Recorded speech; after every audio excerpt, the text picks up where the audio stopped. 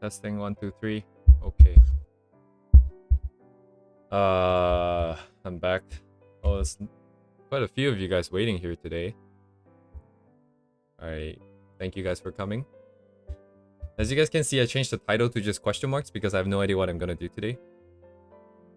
Oh, there's even more people now. Now I'm even more self-conscious. Anyways, so yesterday we went through this huge list of styles, and I said that I was gonna think about it and try to compile some stuff in my head.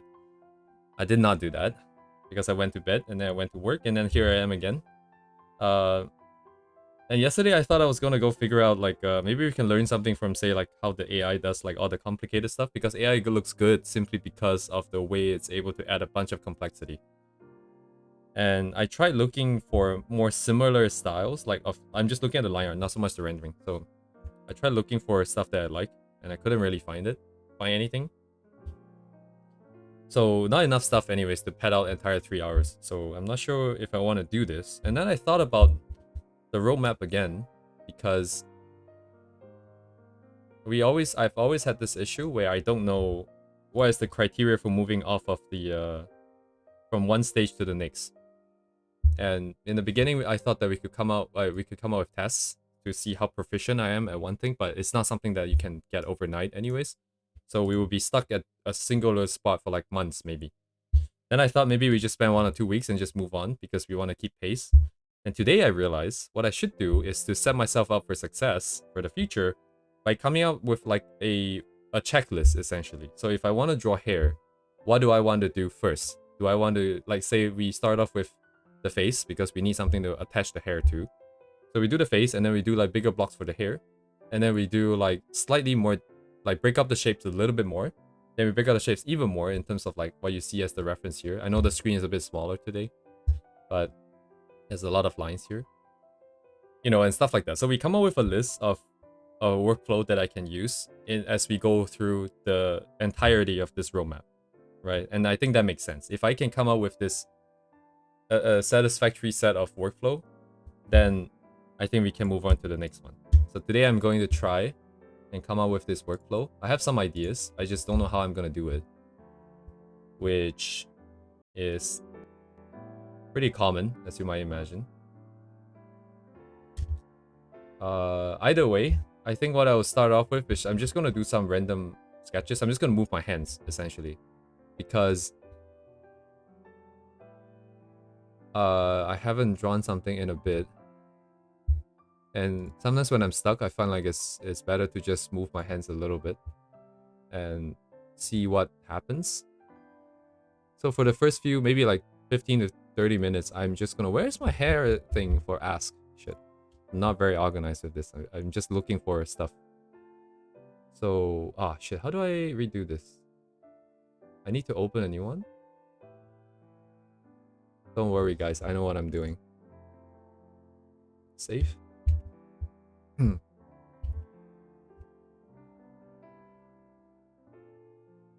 I'm not gonna really leave too many sources today because we'll be bouncing between many different styles. I will start off with just like loose sketches of just the shape of the hair.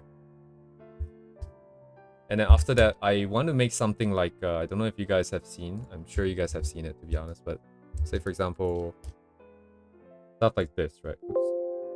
Oh, that's pretty loud. So stuff like this, where you have different lighting conditions. And people are just like, maybe they're practicing how to color, maybe they're just practicing the lighting.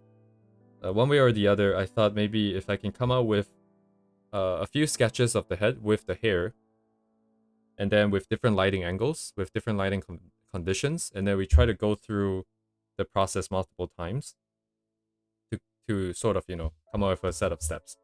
And then when we have the set of steps, we move on to just drawing heads and stuff like that. So maybe I'll leave this here, we might need it later. But yeah, today is gonna be pretty unorganized. We have a goal, but I have no like step-by-step plan of getting there.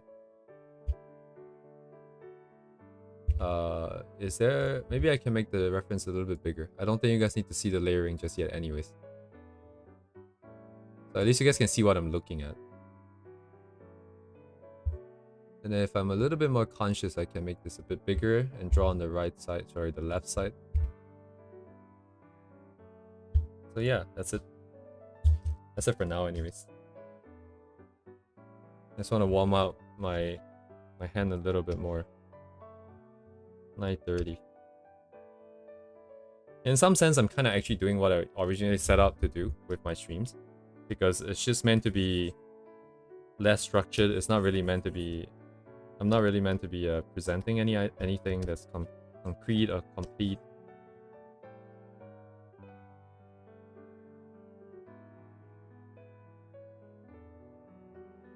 And just do like some of the behind the scenes stuff, the boring stuff that nobody really needs to see, by the way.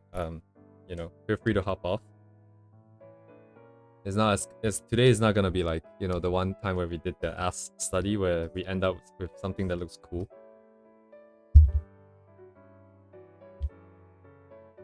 But I do appreciate you guys being here. I'm not saying you guys should leave. I was literally just in VR chat reflecting with my friend that kind of insane. Like if I really want to make like everyday stream super productive for not just me but for you guys, like in the sense that you guys come here and then I can share something I've learned, that would be like pretty insane, because I'll have to come up with a plan every day and then prep for it and deliver it. It'd be amazing if I could. I'm hoping like in the future the streams can end up like that, a little bit more productive for you guys too. Oh, okay.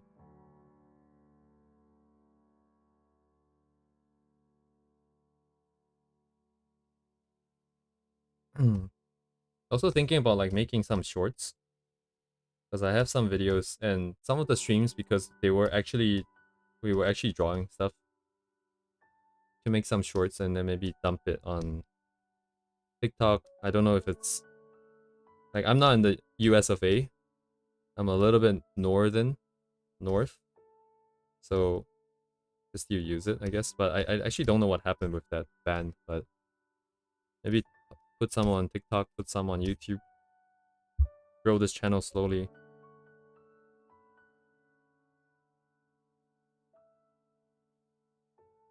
I'm not really thinking, by the way, right now as I'm sketching. Just a little bit, I guess. Ah man, I really need something to do with this music thing. Being loud and soft and loud and soft.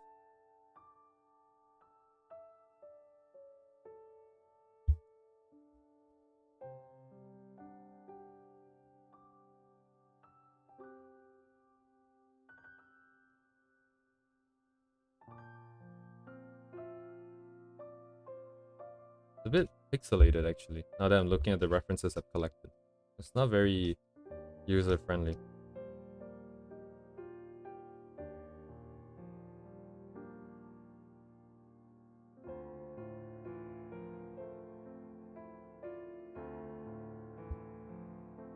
Not even really sure what I'm doing here.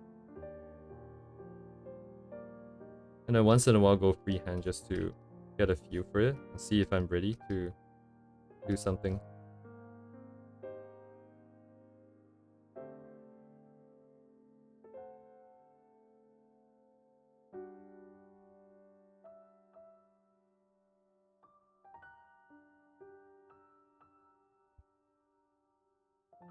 Maybe let's do a side bang, so we can twist it.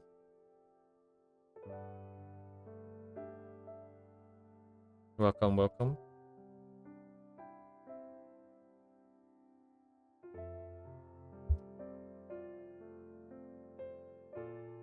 Honestly, I think the biggest thing that I can offer in my stream is just some sense of stability, because I was reading one of the comments on one of the past streams, and I realized that because I have a very, well, how do I say this? I have a goal for myself that is very important to me, so I'll always be drawing. So in some sense, the biggest thing I can offer is just being here, I guess, and streaming. Even if the streams are not very productive, even if the there's nothing that's that interesting that's going on. Nothing that fancy. I'm already kind of stuck with the longer strands. I'm pretty weak at the longer strands. Let's do more of the longer ones for now. And then later on, I'll probably just draw my own character and then a couple of different angles. We start off with just one and run through the whole process just to get a feel for it. Then if we have time, we do different angles, different lighting. But I think that's the plan, to come out with a little bit more of a... I think my brain just skipped a bit because I'm pretty sure I was talking about something else before I was talking about this. Shit. It's starting to get to me, the streaming everyday thing.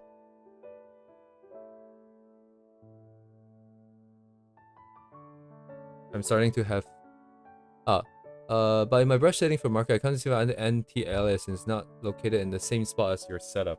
I'm assuming by your question, which implies that you were comparing, that you are using Clip Studio, and if that's the case and it's not in the same spot, it may be in this menu here. There's an anti-aliasing thing. Because of the eye thing, is shown on the outside, but otherwise it's not going to be shown on the outside. Maybe this is it. If this is not it, then it's probably just a difference in version, I think. Yeah, no problem.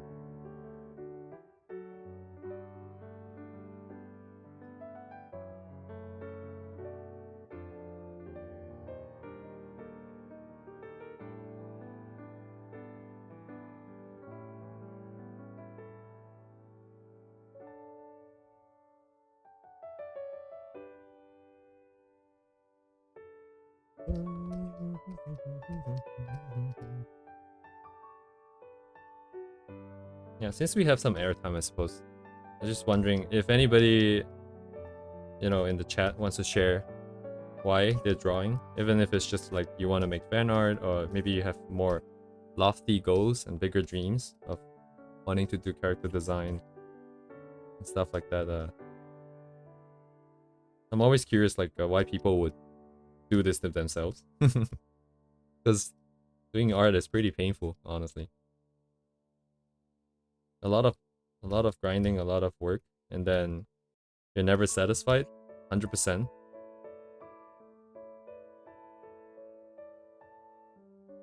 But if not, it's fine too. I understand that chatting takes your hand away from the drawing, which, if you guys are working, definitely focus on that instead.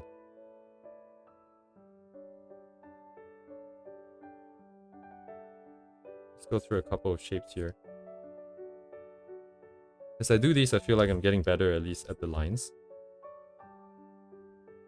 The curves are a bit smoother, I can run the lines a bit better. It's kind of like the anatomy thing. You don't necessarily need to spend time just to do this kind of practice.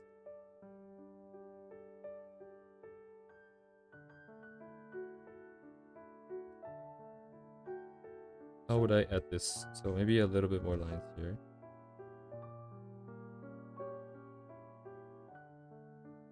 Overshooting, undershooting. Try to stagger it so it's a little bit more interesting, I suppose. But this would be a little bit too much. Own stories and being a better creative.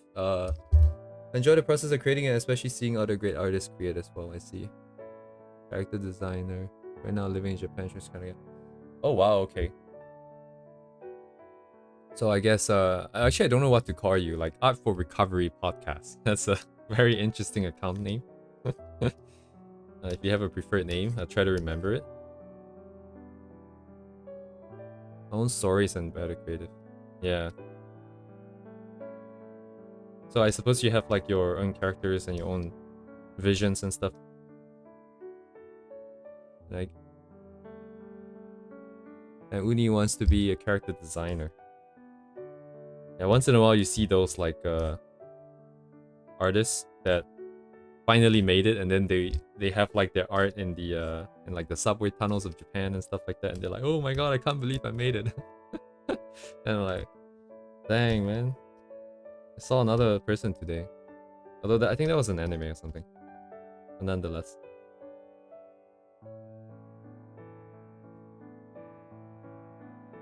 Character design, huh? Yeah, I think like the creating your own stories and stuff like that, that's gonna be a pretty long journey. I think that's mainly my own goal as well, just creating my own story.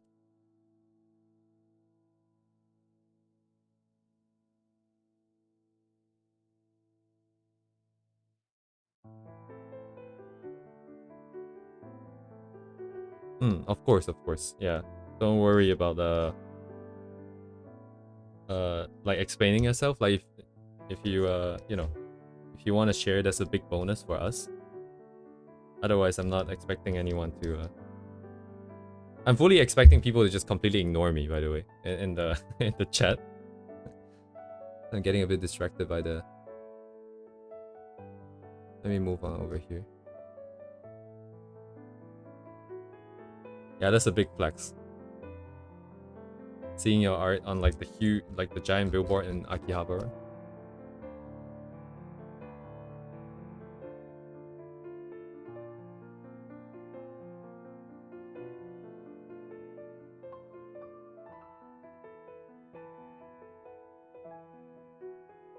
Well, what's going on here?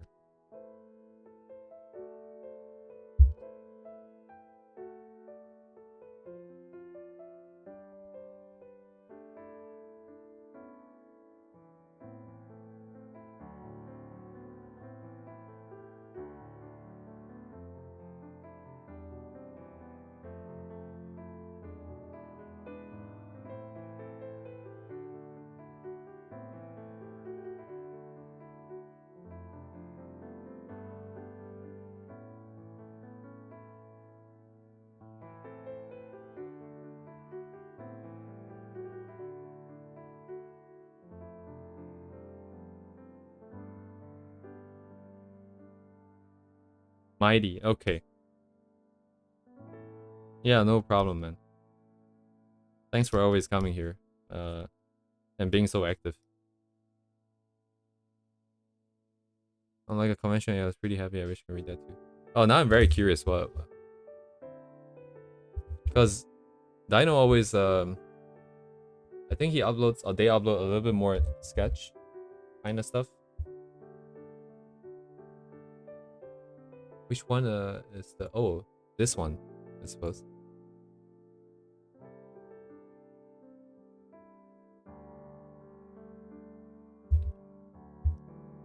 Actually, I'm pretty conflicted with the whole going for like a clean style kind of thing. It's so much more freeing to just spam, not spam, like just paint. Probably this one, I suppose. Pretty recent and also 1.3 million views. I'm just very curious because I find like the work tend to be slightly more sketch heavy compared to a lot more of the how to say this, the level of polish is not like those anime artists that spend hours and hours and hours polishing every line and every shape and stuff like that. So I was just wondering if they went like super polished on their works, on the one that got, what's the word, shown off at the convention.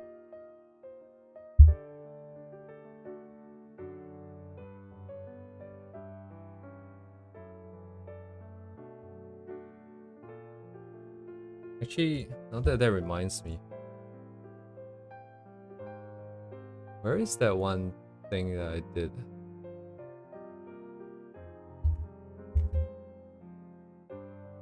Original? No, it's from a while back. Lag.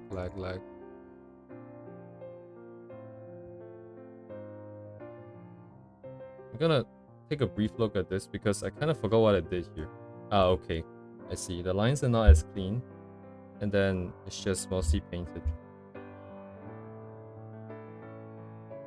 Oh. It didn't look so bad from afar, but when I zoom in, it feels like it lacks detail. It looks like I didn't know where I want to go. Because we have like big shapes. And then the details here are like and then I called it a day. The reason why I came back here was because I haven't seen this in a long time. I don't look at my own art a lot. And I'm sure, you know, many can relate with that. But because of the message that I got from Pixiv, I looked at it and I was like, yeah, it actually looks not bad. I wonder why I didn't just continue doing this. And why didn't I continue doing this?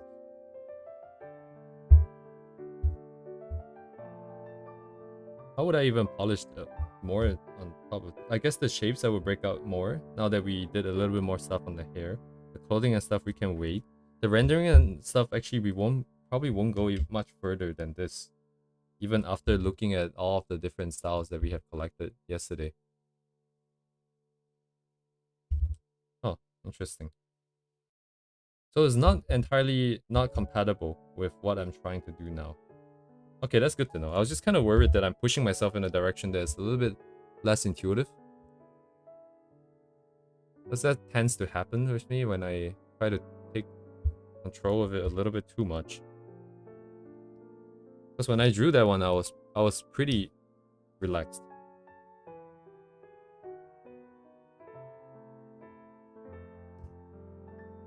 Gotta be a little bit careful with not forcing myself to do something that I don't like. Then again, yeah, it's probably fine. Because at the end of the day, I will go back to what is more comfortable. I'll just lose some time. Oh, the color on that specifically was because I did a study of another image. Sorry, I keep saying image. I don't know why I never say illustration. Although illustration is way harder to say, I guess. I did like a study on like a Arknight's is it even a poster? It's not really a poster. I don't think it's official art, but someone's fan art, which had those exact same colors. Very muted everything except for red. Okay, I'm just kind of doing random lines now, so I'm just going to start by... Let's start with a normal 3/4. And I'm just gonna put my own character. Use my own character's hair. Because why not?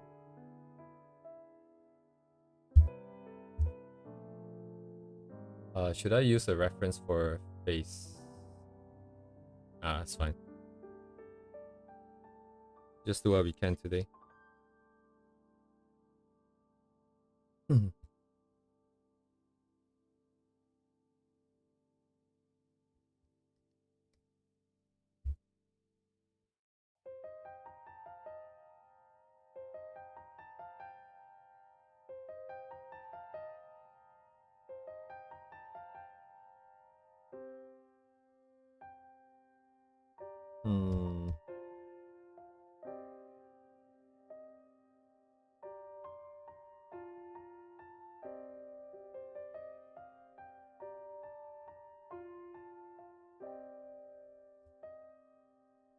Uh-oh. Oh, my keyboard switched to a different language again. My hotkeys doesn't work when it's not in English.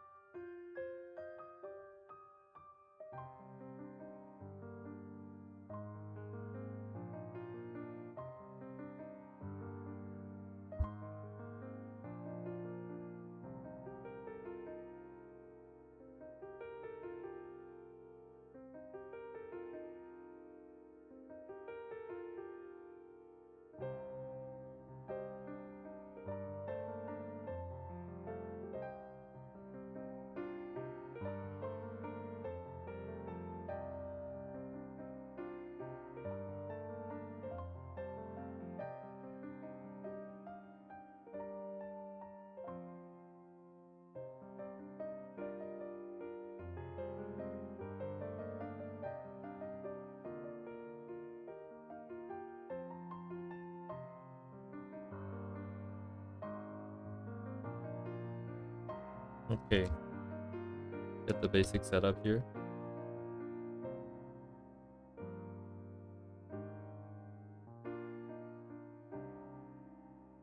Probably need until at least the shoulders, just so we have a base here. And then hopefully then the next part when we get on to doing more anatomy stuff, we can sort this out once and for all. And come up with a better system to do this than just going by feel.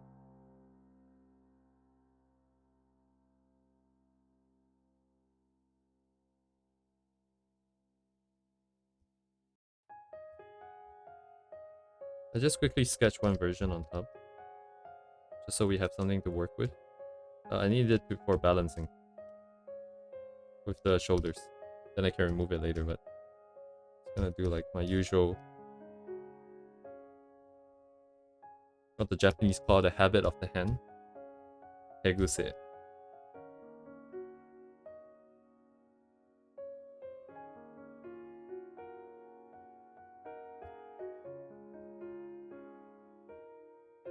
It's off my usual balance, I think. It's not something that's not necessarily something I don't like.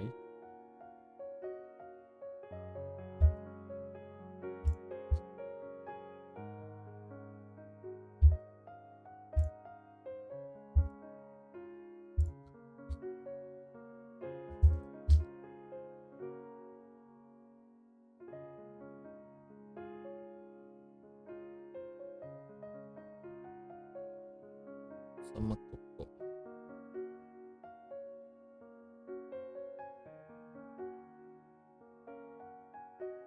Damn.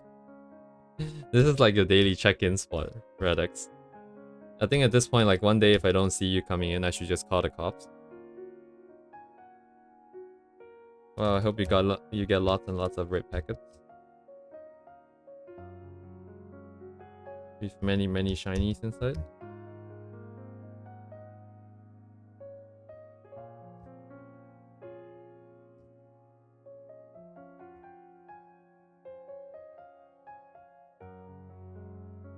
No, of course, you're very much welcome here.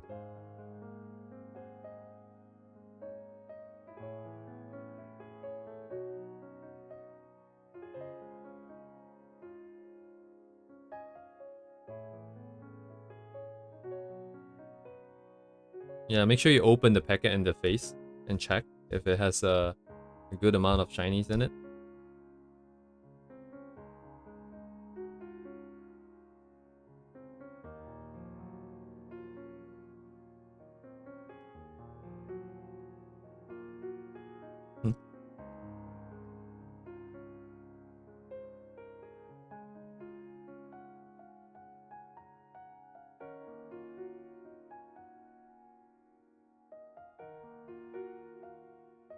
Here.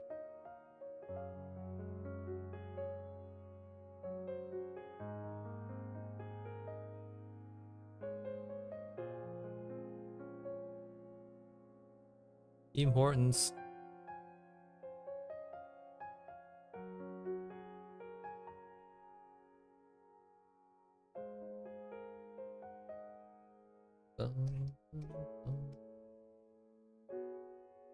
Oh, narukana.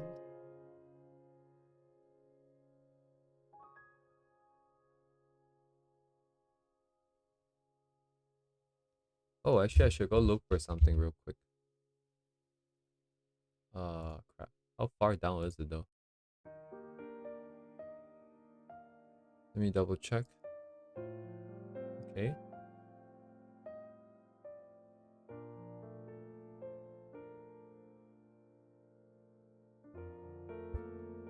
It'll be pretty far down actually.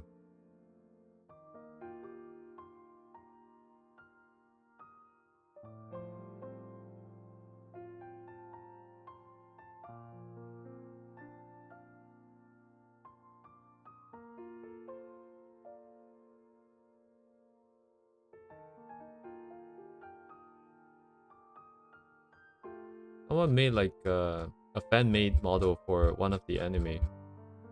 I don't know what the English title is. But it's the one where the girl... Oh shit, what's her name? Something Mao.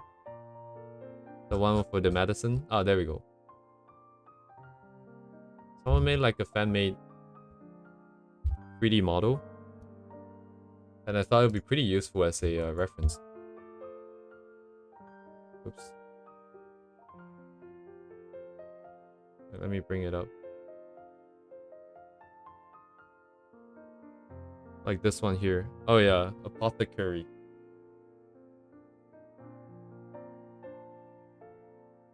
Because one thing that really gets me every time is the side bangs. Technically, on the side, it will block the eyes, but everyone always shifts it back so we can actually see the eyes. Because from the front, if it comes down like this, it is by the eyes, it's not by the ears, so it always gets to me.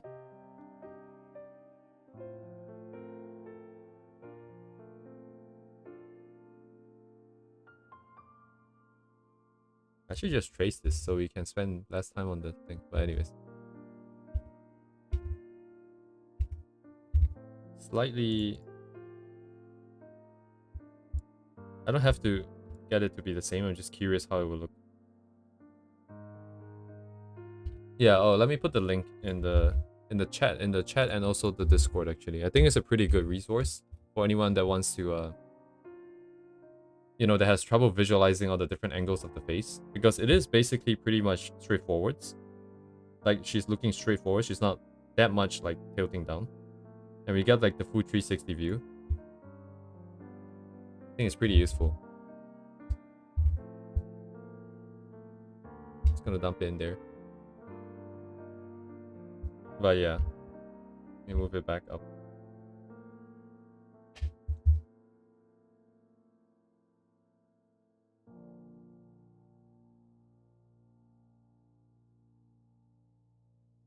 At least have a reference for the body here, even if it's really rough.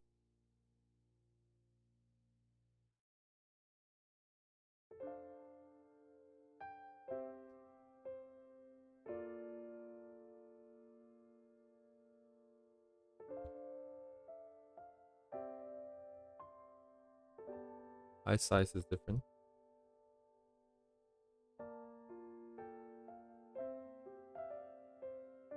Shape is different, but I did adjust it.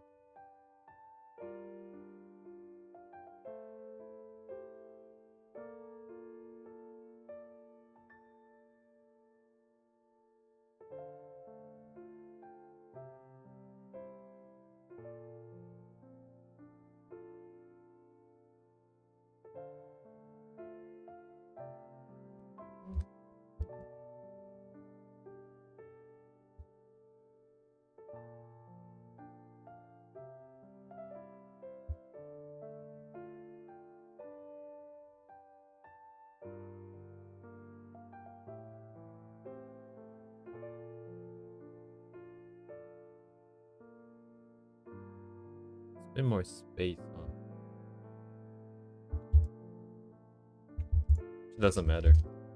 It's just because this is failing my checks. Doesn't feel right. Something doesn't feel right, but it's cool. It's cool. Oh, but that's from the back. So I think from the front, yeah, somewhere here would do. And then we pull long hair, but I'm gonna just ignore that for now. Just coming to the front. Yeah, so it'll be about the same position here too.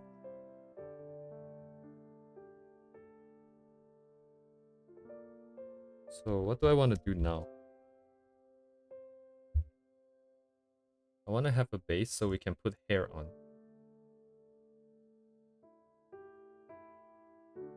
Before that, I need to make sure this is properly ratioed.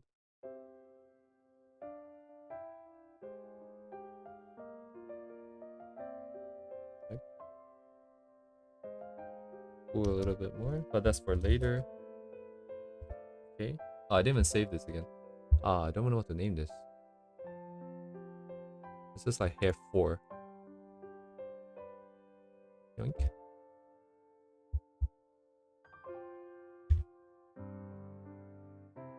Okay, let's try and use our...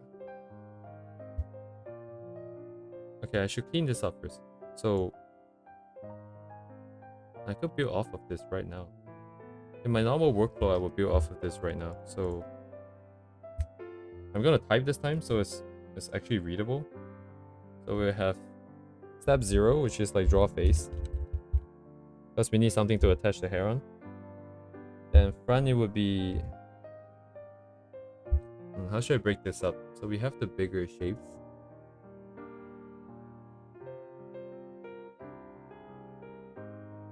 We have lines. And then 2 is rendering. Ah, crap, I cannot do tab? Okay. do it somewhere else and then I'll copy and paste it in.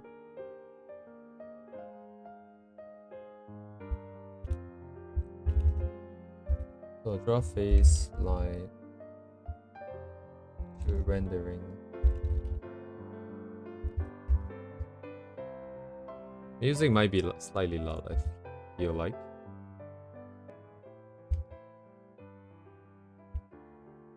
Line, so we will start off with bigger shapes.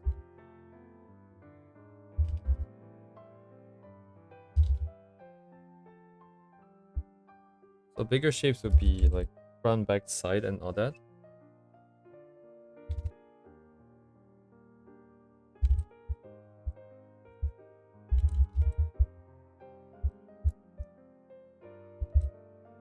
Then we have like medium size.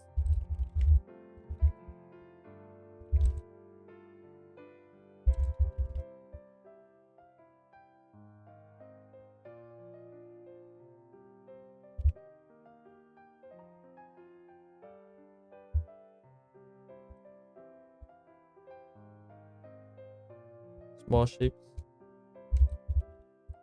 I'll do like so details. So twisting.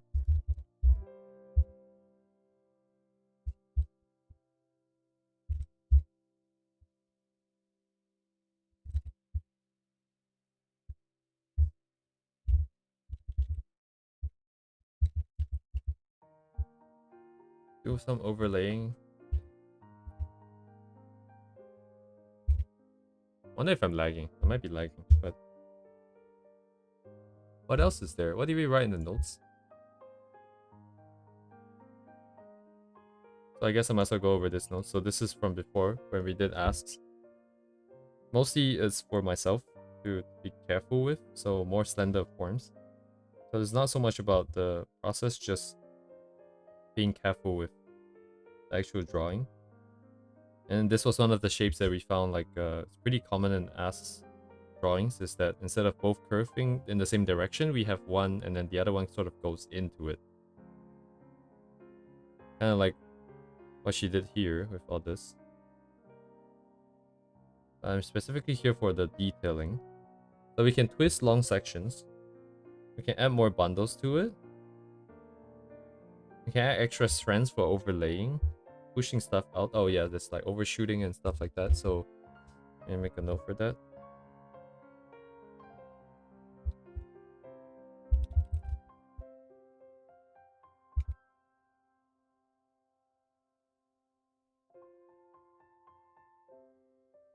And I guess like duplicating. That would be kind of like the one before.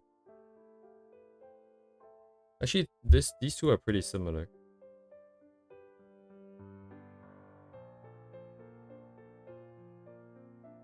Breaking it up means we have 2 or 3 that does kind of the same action already. But that's within the same plane, at the same, let's say, Z level. And overlaying is like on a different Z level, either in front or behind. So dupe, ref bundle.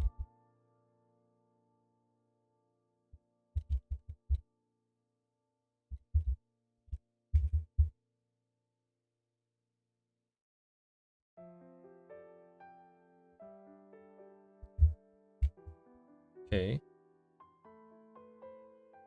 Adding gaps, but these should form naturally if you have enough bundles. We don't need to add it directly. So different directions and translucency. Oh, translucency is interesting.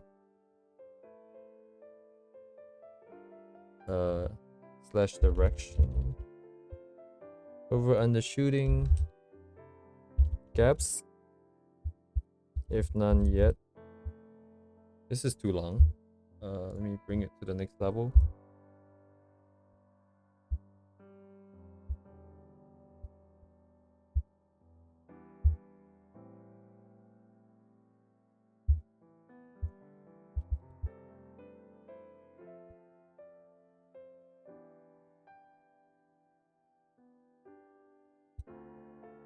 I'm too lazy to code up a better text editor in the in Clip Studio.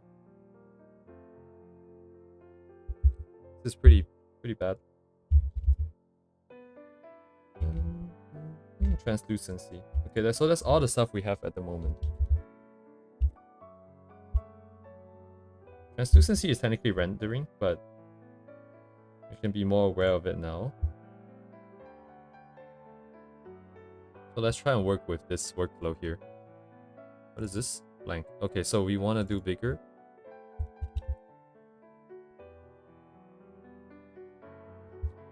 Unfortunately, I still have to kind of work kind of small here, because I'm too used to working small for rough works.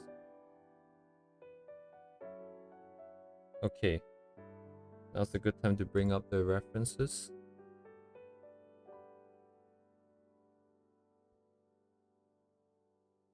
In general, ask is setting the hair up pretty round. Yeah, my references are kind of partial, but it is pretty round. Okay, so we can kind of keep the same thing. Not that we have to do the same, but I have the split here, and then we have the main group here. So let's say it's just pretty normal, it's just sitting down. So we have these guys here.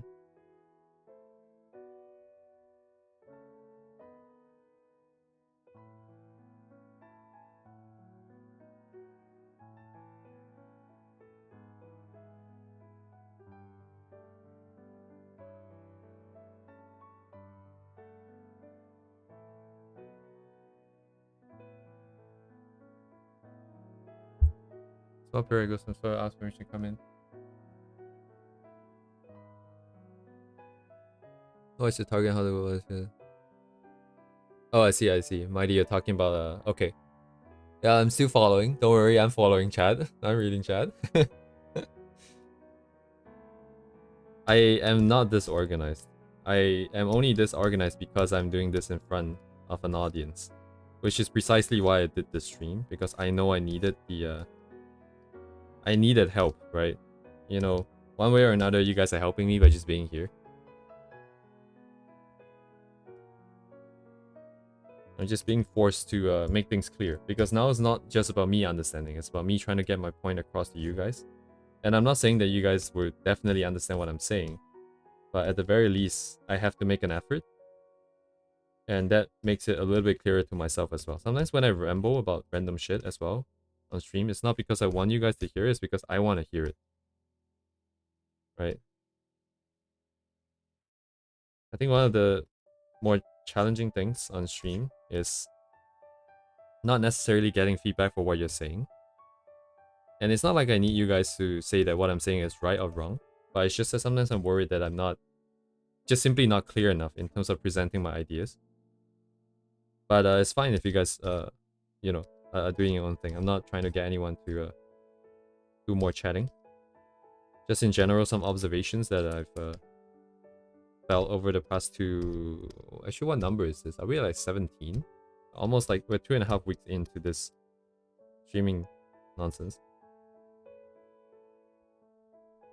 Okay, so this bigger shape step feels really awkward for me because it's already done, I think, essentially.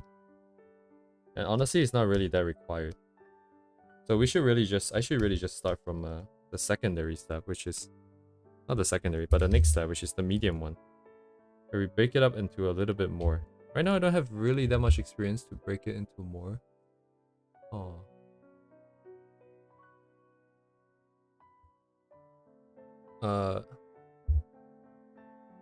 Yeah, it's nice to hear we also help. We also get help from you with the how-to course as like a... Yeah, if you guys feel like it's helping, I'm glad to hear. I'm very like a STEM person, so I want to break things into formula. I want to be like, do this, then that, then that, then that. You get the end result to be in this shape or form, you know. But that requires very, very like high level of understanding from my part, which I don't have. So I always feel very inadequate. But I'm not...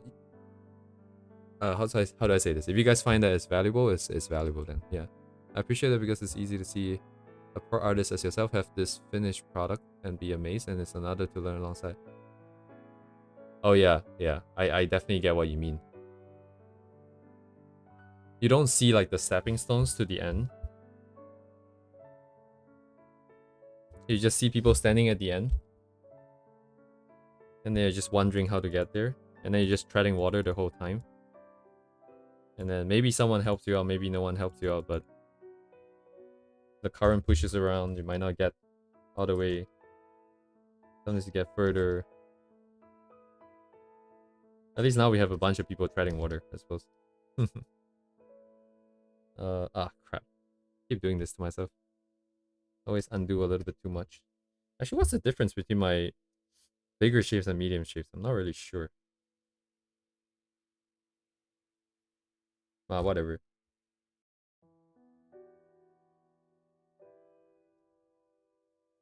Yeah.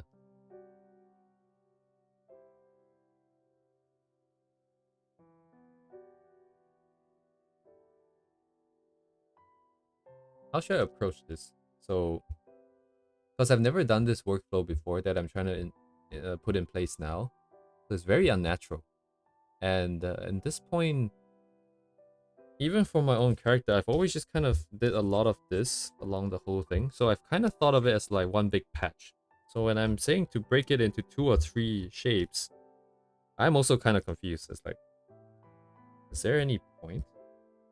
But by breaking it 2 or 3, I'm not... Okay, I'm also not saying that I always have to break it into 2 or 3 in the same way.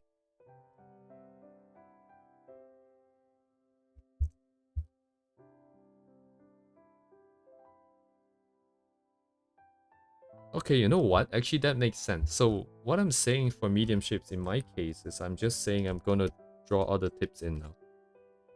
I can still break it into more, but I'm putting in the tips now. And then later on in the next stage, we can try and break it down further.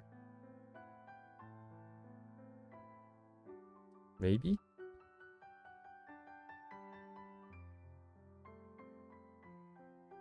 If by the end of today I feel like this process is too detrimental, because trying to put too much formula in art doesn't really necessarily work that well. Having a guideline is nice and all, but trying to follow it to a T might be a problem.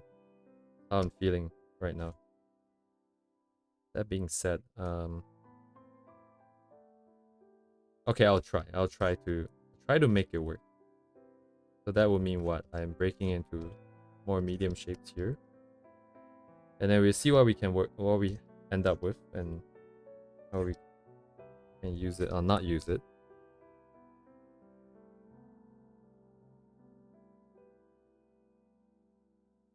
There's some trial and error here.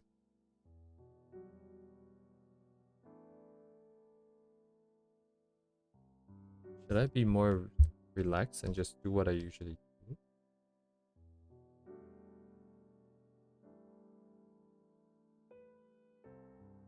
It might not be that clear, right? All the shapes.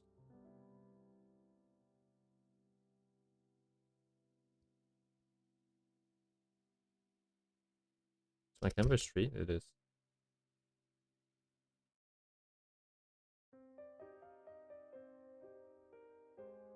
So I can like break it into 2 pieces here. I can maybe break this into 2 pieces here.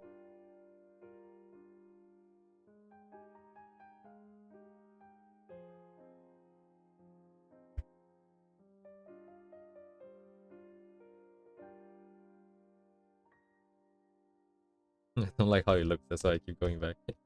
Okay, but honestly, if I'm just breaking into shapes, then at this point I don't have to care about how it's looking necessarily. Because we still have more steps to break it into further smaller pieces. Let's just give it a little bit of curvature maybe.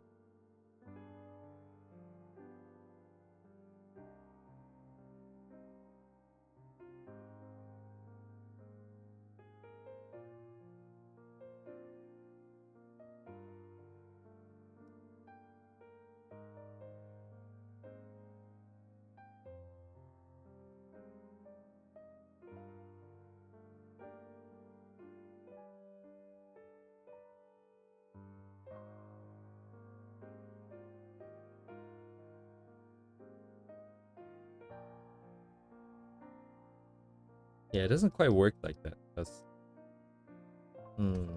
if we follow this to a T, it would still work, but there will be a lot of redrawing. Like all the tips and stuff, we'll probably end up redrawing and stuff. So it'd be better if we can just do it at once.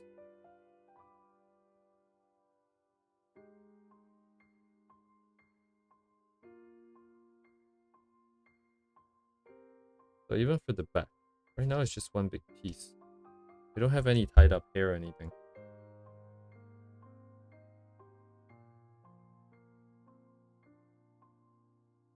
We kind of have to put the ears in too. If not, it's gonna be a problem later.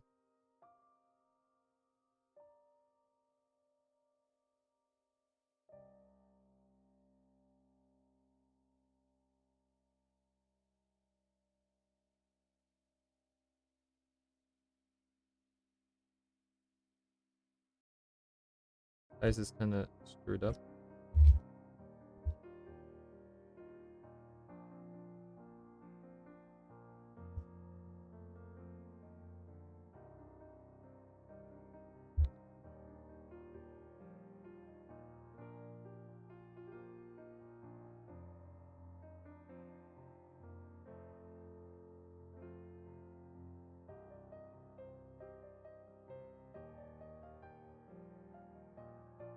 You don't like that? Okay.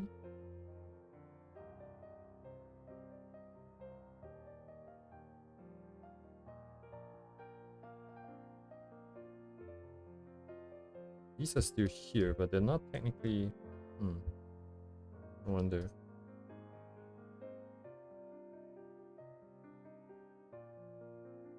If I put this at this stage, doesn't matter.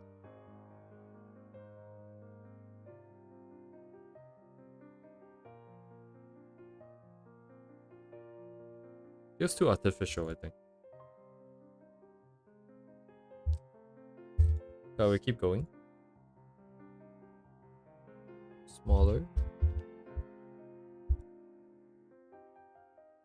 But kind of with this, we want to go a little bit more detailed, and now I'm just basically kind of confused because I don't have enough. Yeah, at the end of the day, I still need the visual library to do a lot of these. But this is where my sort of expertise sort of ends. I usually get to this level of detail and it kind of just stops. What do I want to do here?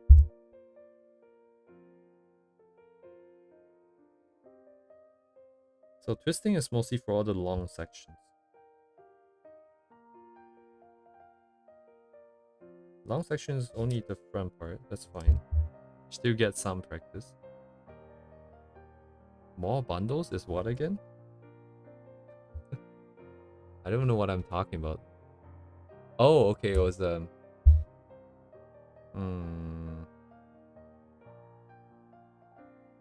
not so much in the front though. A lot of these is to deal with the long flowy hair and the wind kind of situation.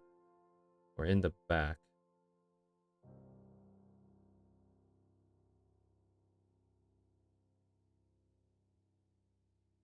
Let's do what we can for now then.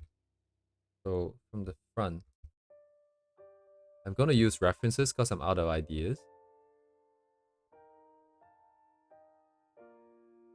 We have questions to answer and I cannot answer them, so I'm gonna borrow some power here.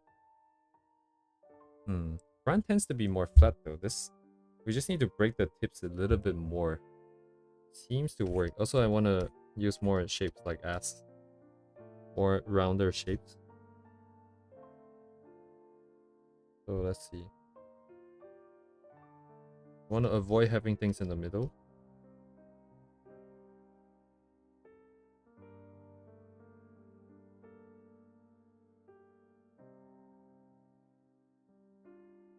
Right, that's that pattern again.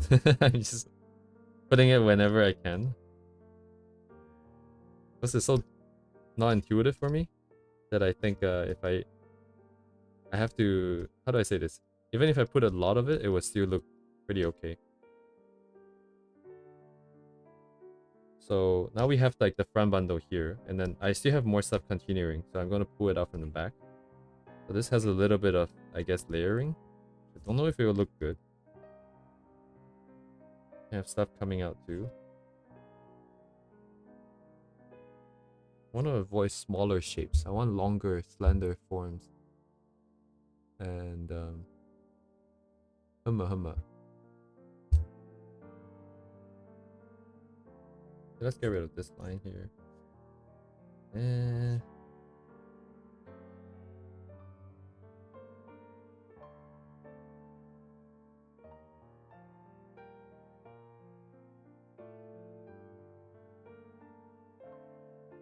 It's very messy though. I don't really like that.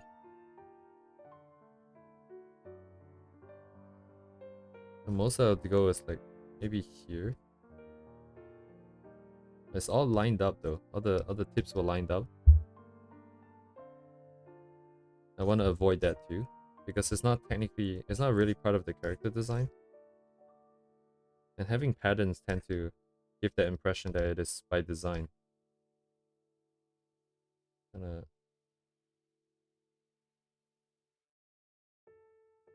Actually, my line is a little bit too thick for this.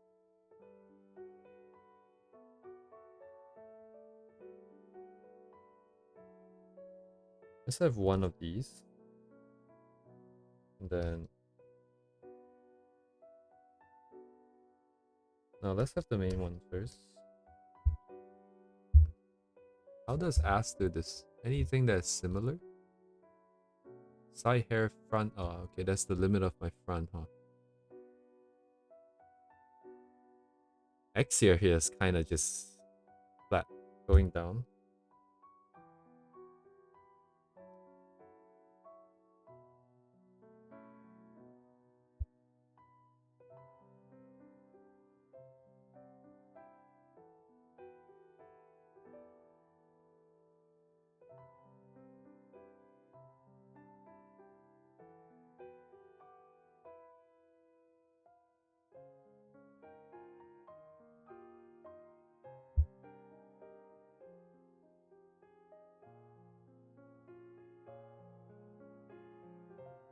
When you have these more defined lines in your drawings, do you paint over them with broad shapes later, or do you stay closer to your drawing? I'm the kind that is... I don't dare touch my lines. And... honestly, I don't like the fact that I'm like basically... Well, what's the word? Like, absolutely restricted by my lines. I feel like you should go out of it. Especially stuff like hair that's more organic, that's more messy. You should paint over with like colors, which I try to do more nowadays.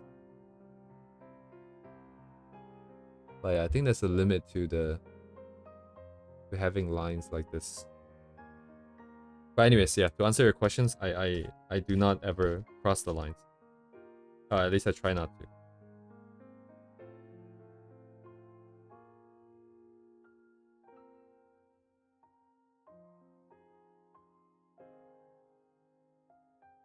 That's why I'm like, I try to avoid all the painterly styles.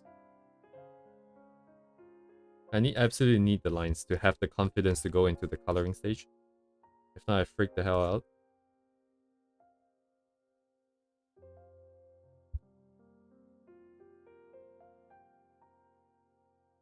What is happening here?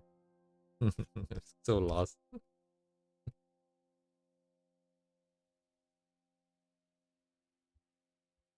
Okay, I don't know what's happening here.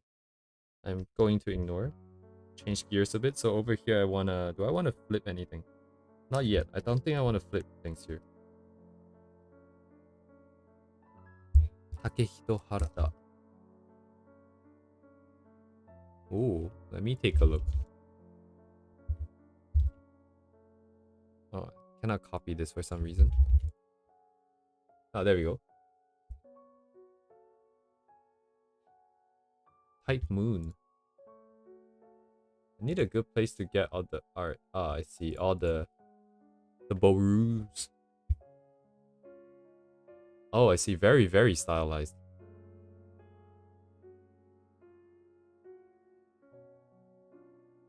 Yeah, much more simplified, more anime style kind of Okay, I'm getting spammed by ads.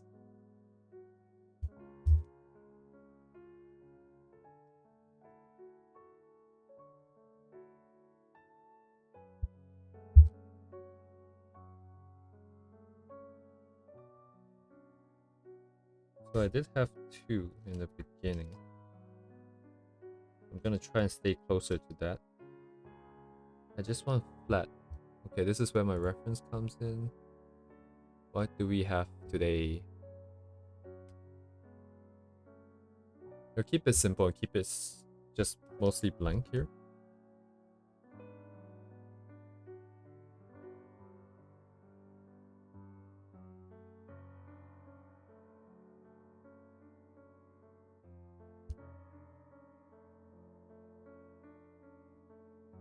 Oh, I'm starting to notice that As doesn't really end the hair in like a very wide kind of thing. It's always pretty up, but over here it's kind of like a little bit wider near the ends. Although this is more sketching, feels like.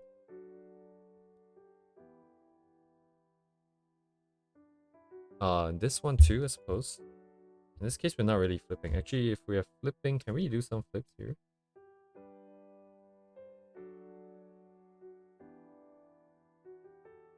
Not sure.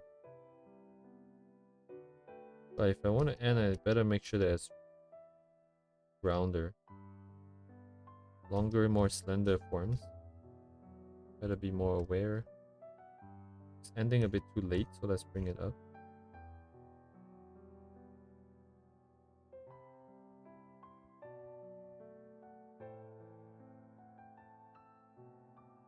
Probably shouldn't have chosen my own character. She's a little bit harder to work with just because I have a lot of other extra checks. Like vibe checks. So it's interfering because when I look at the shapes and it just doesn't feel like the character. And that's a problem.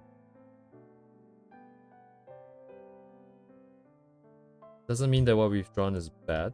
The shapes might be nice, but it just doesn't fit the character and then it gets screwed over by my own checks.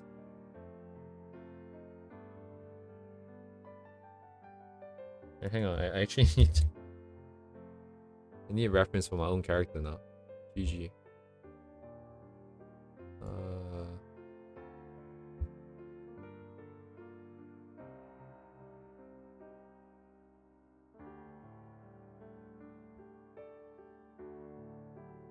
Okay, yeah, my references are not good.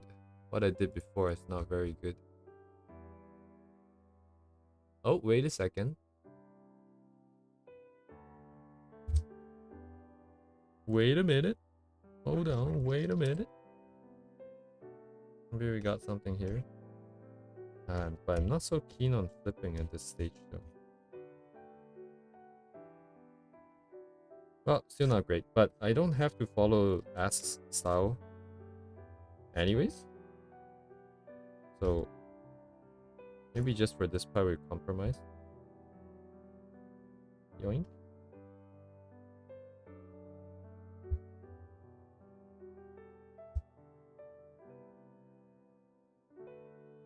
That looks so good.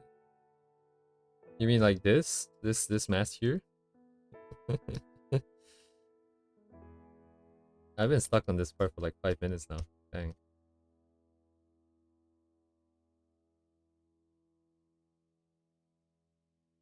Yeah, Ask doesn't leave lines like this. I don't have to follow, but I feel like if you leave a lot of single lines open-ended like this, it gets a little bit messy. Probably better to leave those for like at the end when you do paint overs. Although this character is meant to be messy though. Okay. Do this and I'll leave it. Turn off the checks in my head. Turn off, turn off.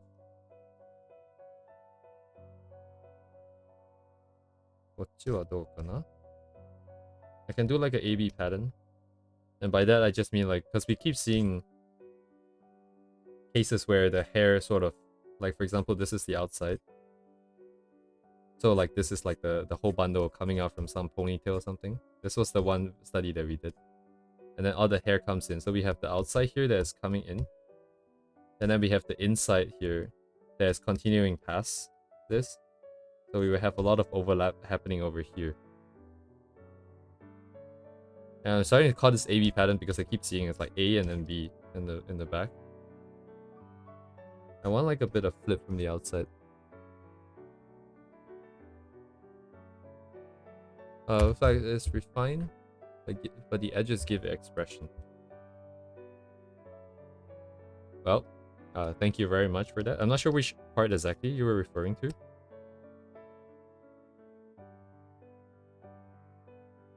Oh, actually, now that you reminded me, I can put more stuff here.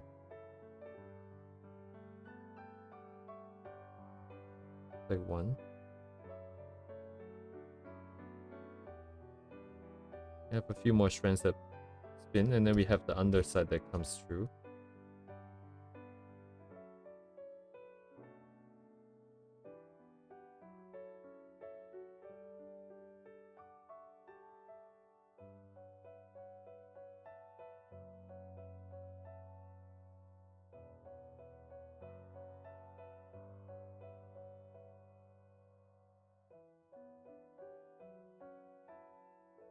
Oh, okay. This is actually kind of okay.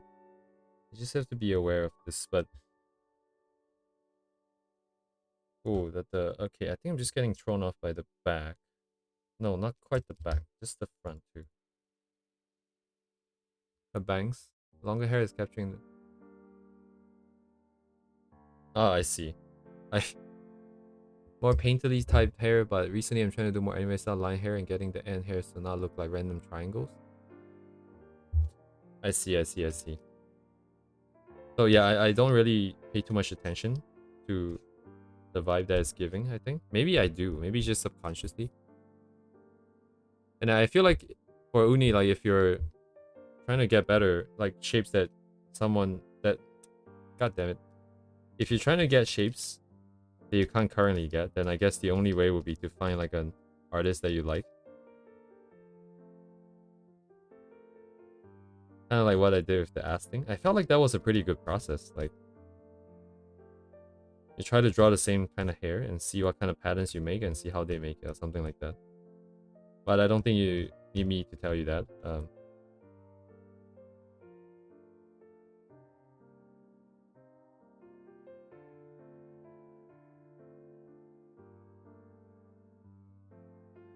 Ooh, this is 1-1-2 again. But it is at least longer, so it does fit my existing rules to not do some bad stuff. Surely there's more I can do here.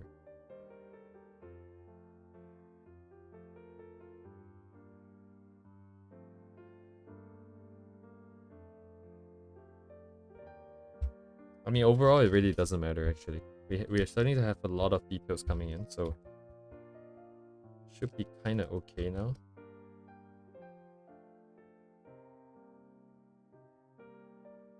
And this part, actually, if it's blank, it's kind of okay. You just want to get the borders in. You can do more details later during...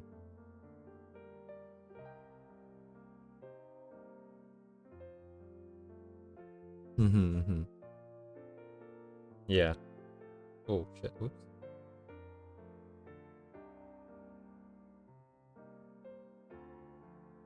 Do some overlaps here.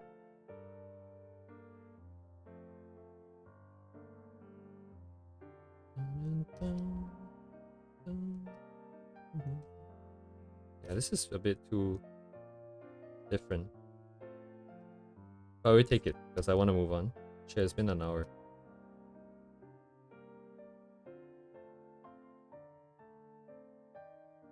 So this part is more of the side.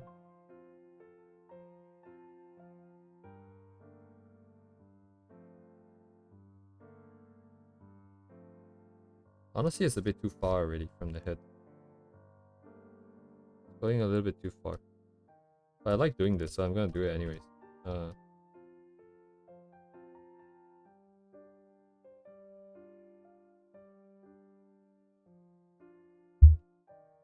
Getting stuck with the same sequence, so I'm gonna overlap here. and worry about the implications later. Don't like this crisscross applesauce here. Fix this real quick.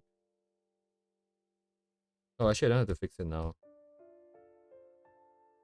No, I should fix it now. I'm not gonna do another layer, another line later.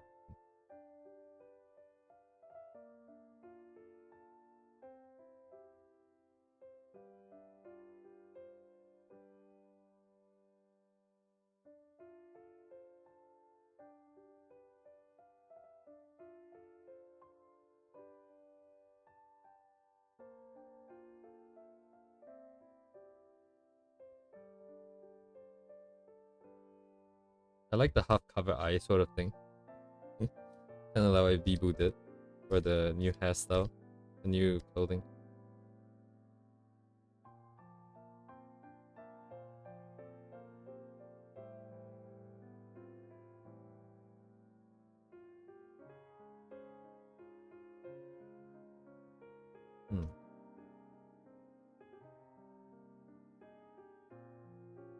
But I definitely need a more line art centric art style.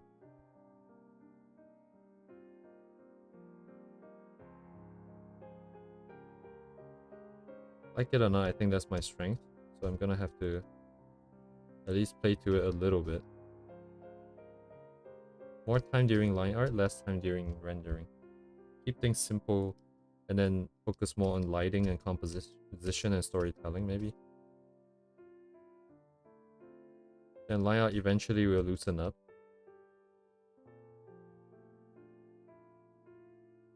Then it should be good. This is pretty flat. Also, this is like right there, equal in positioning, which I don't like. I need to push it around, but before that. Playing around with the width. Okay, let's try to play around the width. It's opening up too much. It's just like a flat block. Let's redo this part. So we should commit to one side.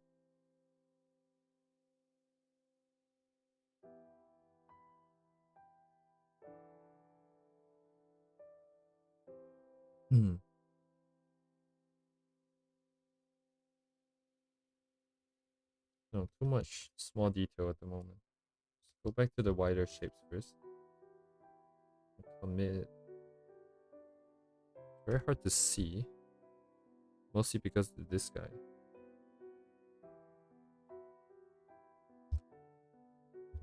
One, two, three, four, five, six. Going? Okay, you know what? It's time to do this. I need to cut out the face here and then just keep the face. Oh, wait, that's not my selection tool.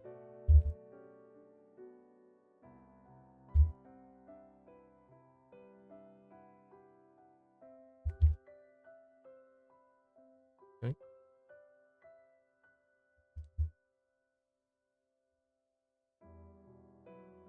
This part is flat too, actually.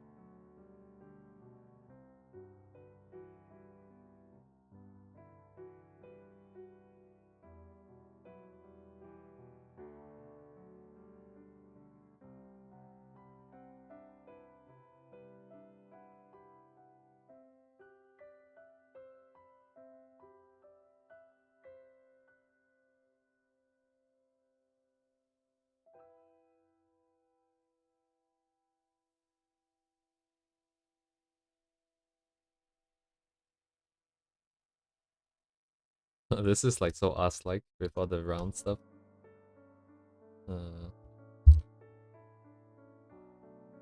Maybe not keep all the details here. Maybe we should bring it a bit lower.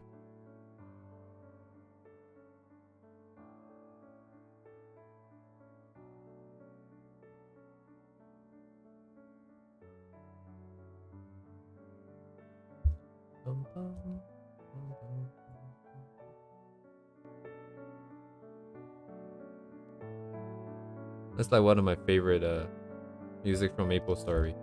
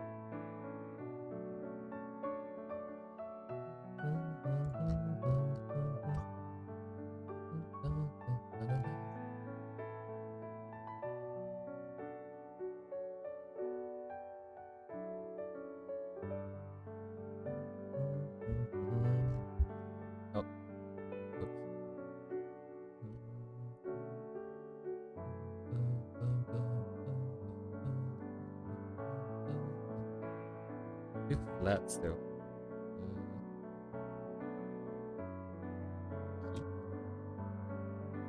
Pencil.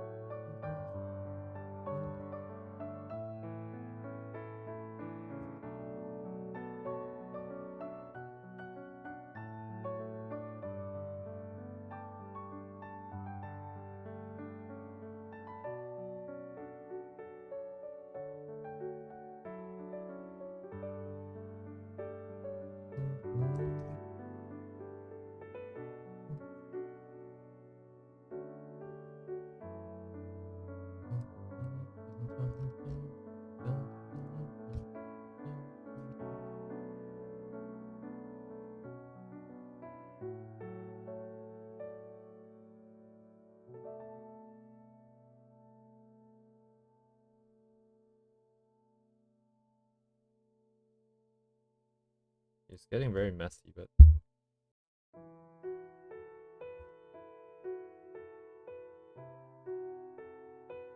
actually that piece of music, I think if I remember correctly, that's like an interesting part. Do I have the original?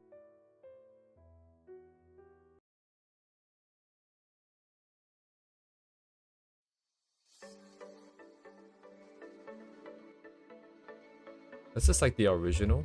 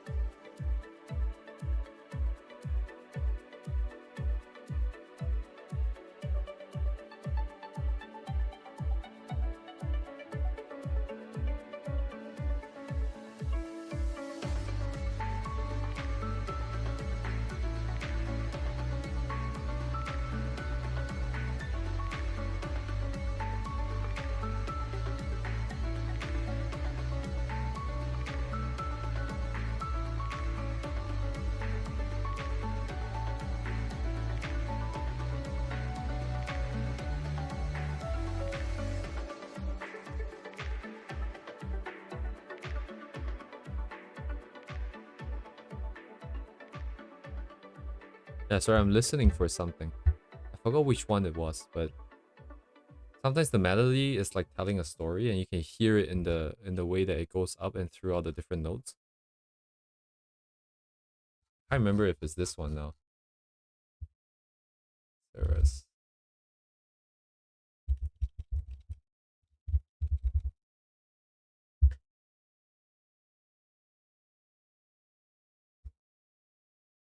Oh, it should have been that one actually. I don't remember what the story I felt was back then.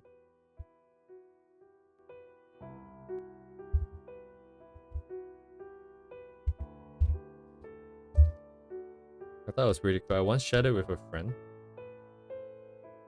And then we had a conversation about it. But now I cannot feel the same thing again.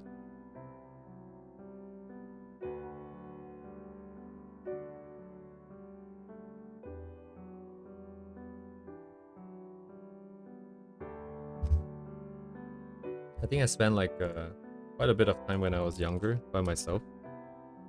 And it's not because I don't have friends. But for some reason, I just always distance myself quite a bit.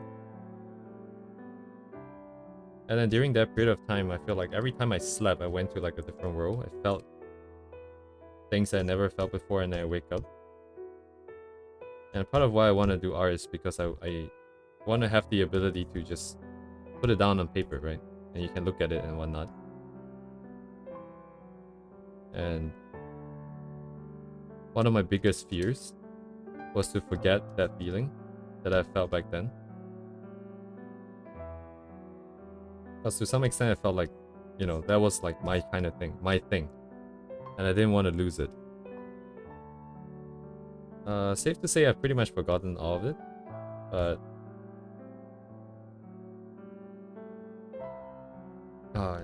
did I lose all of it? I don't know if I lost all of it though.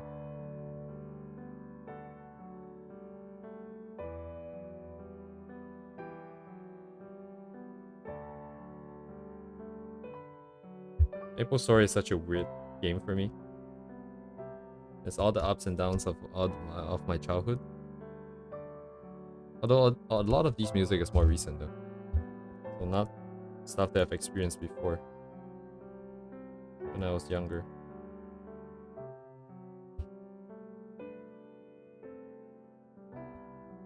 Alright, we kind of have like a lot of junk going on.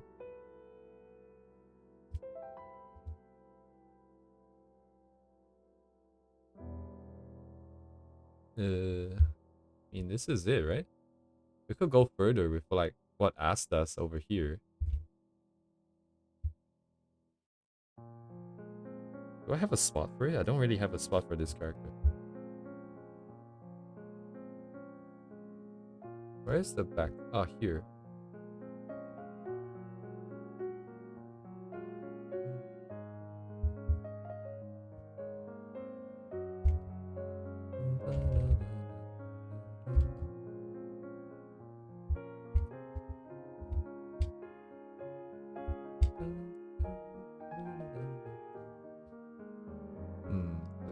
Angles, like left and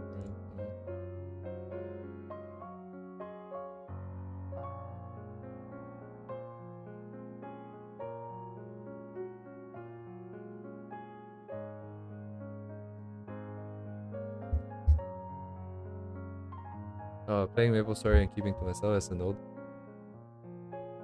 Yeah, I have a... Actually, the only thing that's keeping me drawing is this character.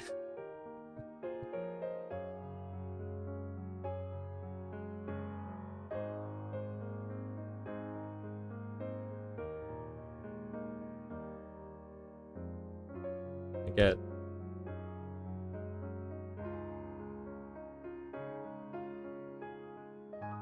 It's kind of weird to say, but I feel like I have a promise to keep essentially to this character. So whenever I don't feel like I'm making progress at art, I get really stressed out. And that was like basically a good part of my life until when actually, even until recently really.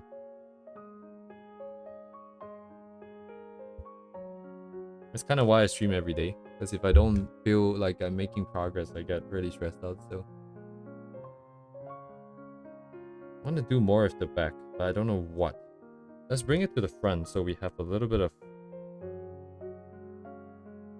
relationship between the front and back. How would I do that? How does Ask do that?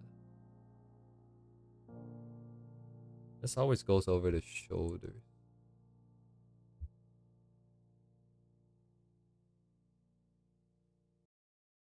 What do I have to work with here?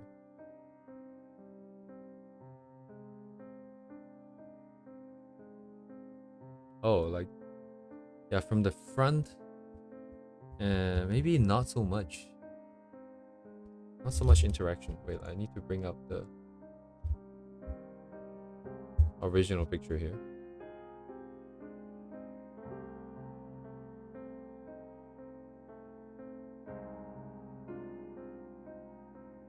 Copy image.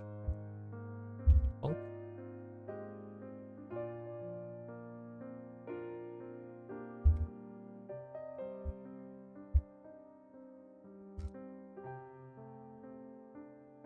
This is a lot. But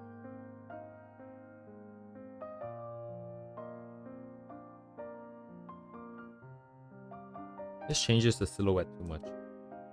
So what is the main silhouette here?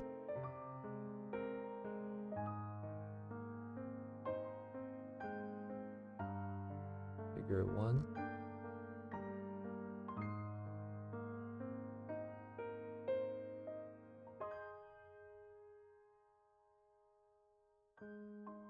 No, I want it to curve down, right? So we're not gonna go up like the reference here.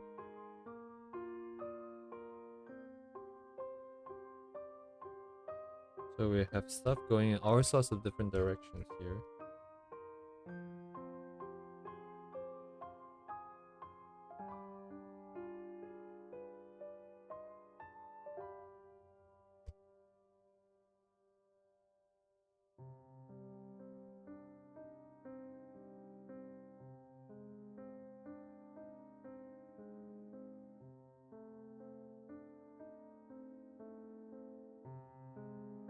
Kind of out of scope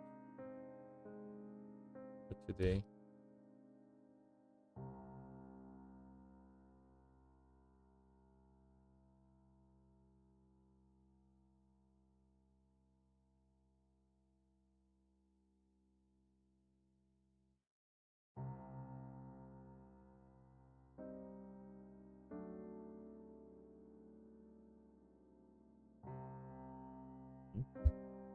It's breaking my shape too much. Okay, anyways, I think that's a little bit out of scope.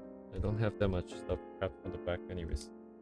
We'll deal with it when eventually the illustration calls for it. But in the meantime, what else can I do for the top here? I can like throw in like a couple of strands to get more overlaps if we want more. But I think overall the balance might depend on the final on the rendering part. Probably better to leave the decision later. Because we don't know what kind of shapes we'll be using here. Don't want to overcomplicate it. It's gonna be too much.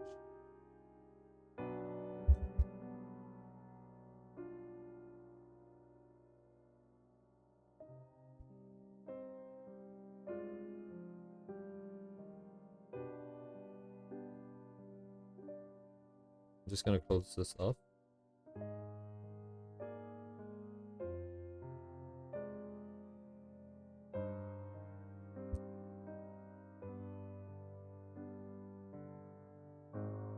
Yeah, a little bit more unkempt hair.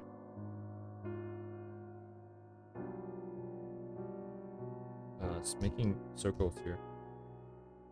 It's not what I want.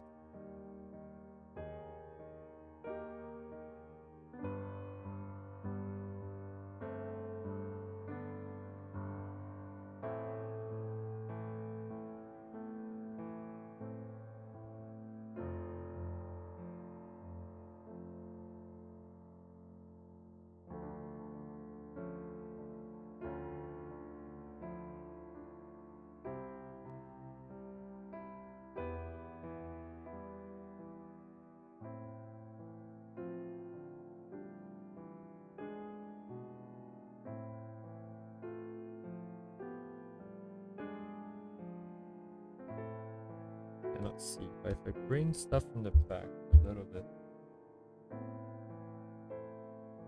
too much symmetry here.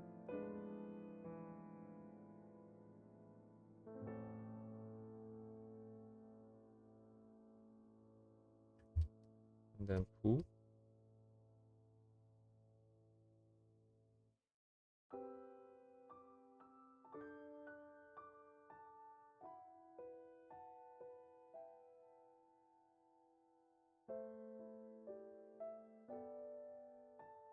Humma.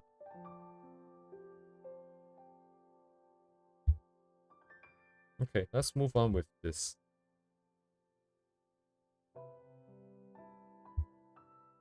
So duplicating bundles, we don't have the angles to really be duplicating anything. If anything, I guess we have some here. Coming down.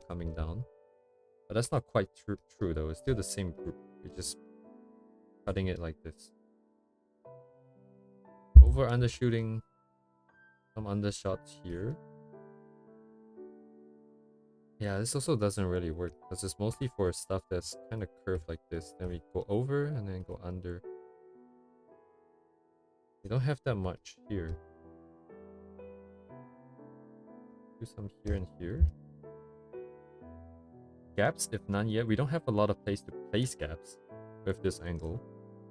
Translucency, maybe we can work some interesting stuff over here. If we bring more hair from the back. And I have it show through this part here. This part. Might be interesting.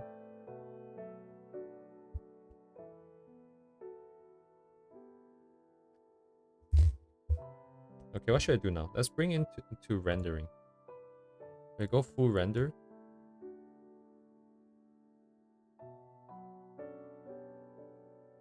And get a little bit of practice with the shapes for rendering too. This does mean I need to line this, so I should probably upsize it. Actually, I don't have anything for the body. I actually cannot render the back well.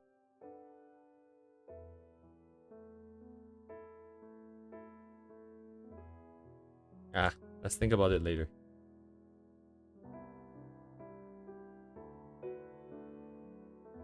I'll keep it at this size then. Let's keep it at this size.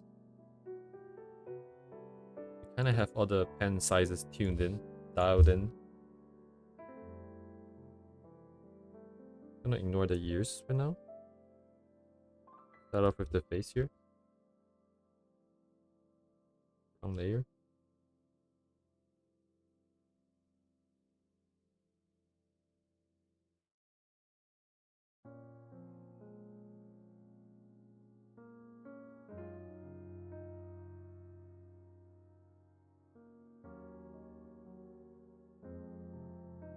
I do like lines with a lot of textures too. But when you're coloring them, it really annoys me because of all the little bumps and stuff. And then the color doesn't go in nicely. So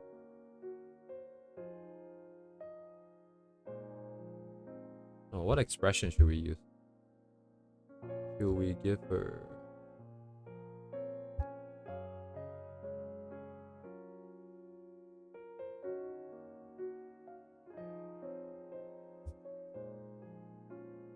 something simple?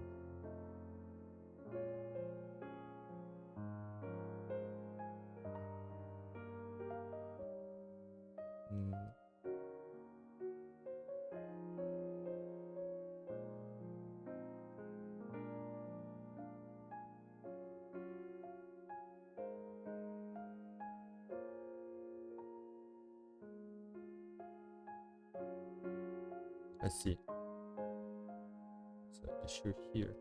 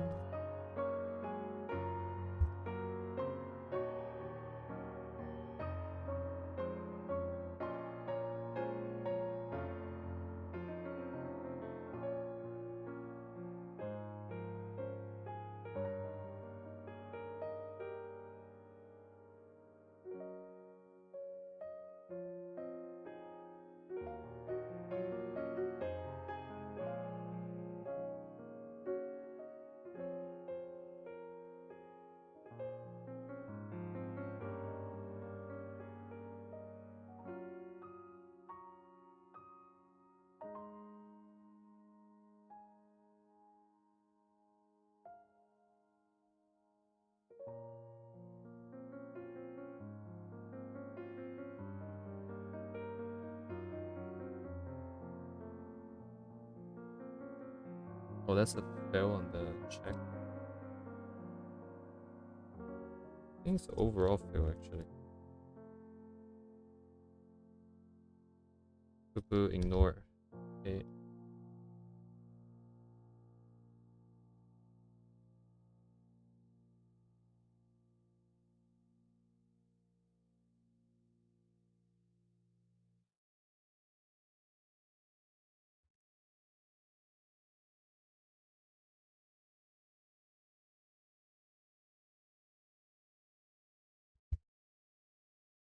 Ah, okay.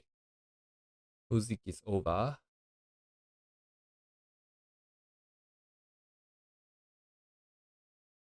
$33.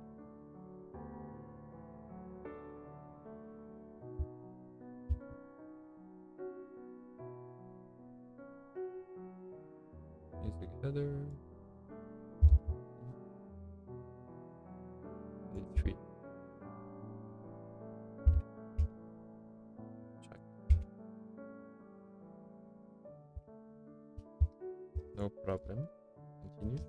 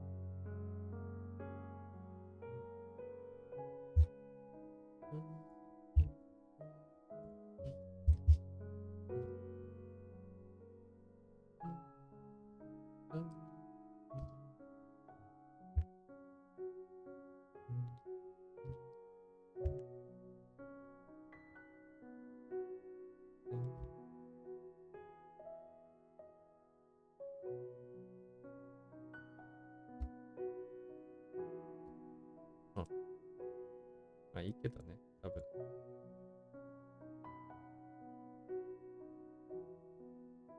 Okay, here. Oof. The lining is tricky. Do I color everything? Do I line everything here?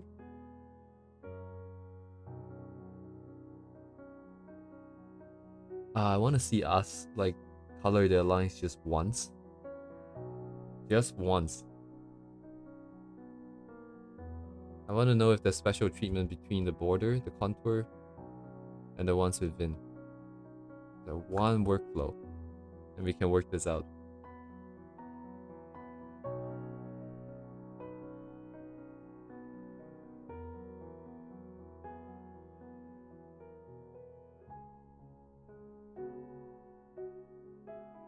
It should be thicker on the outside.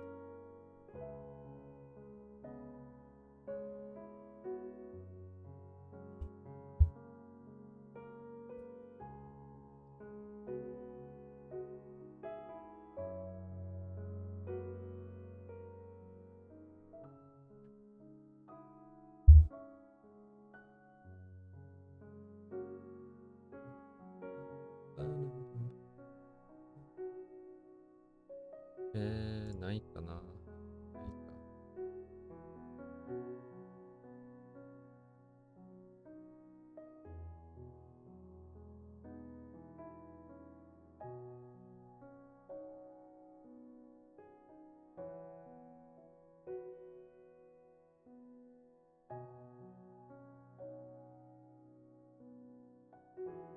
Oh, shit, I cannot see.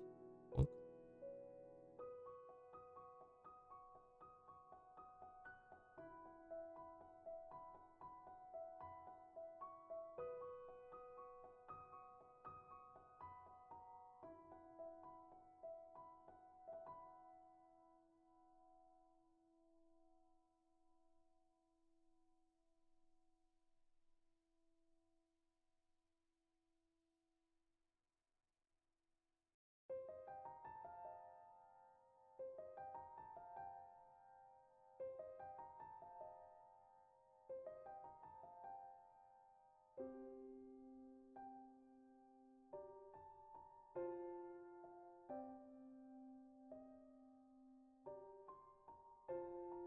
We gotta learn to embrace this a little bit more.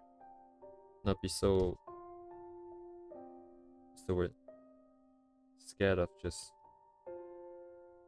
leaving this in.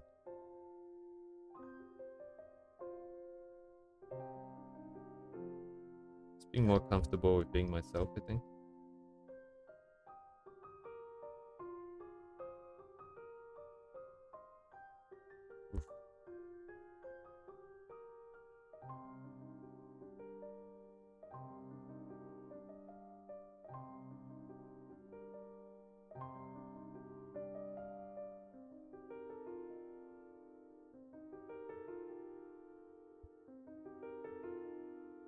Cannot tell which one's front and which one's back. Okay.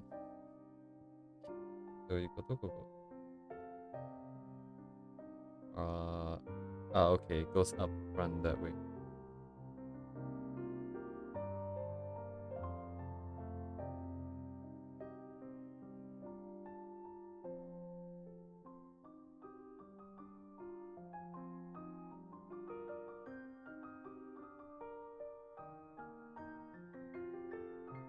Contour versus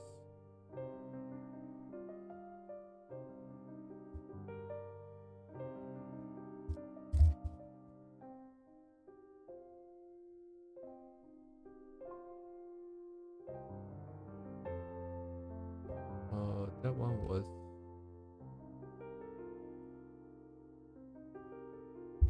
which one was it? And this one was where?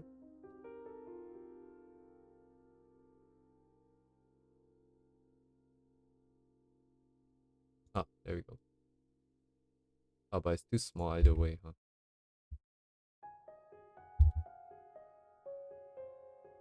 Okay, never mind then.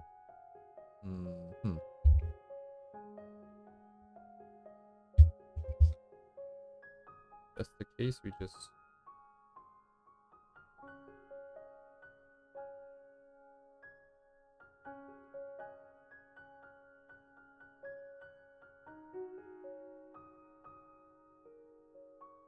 we're doing it.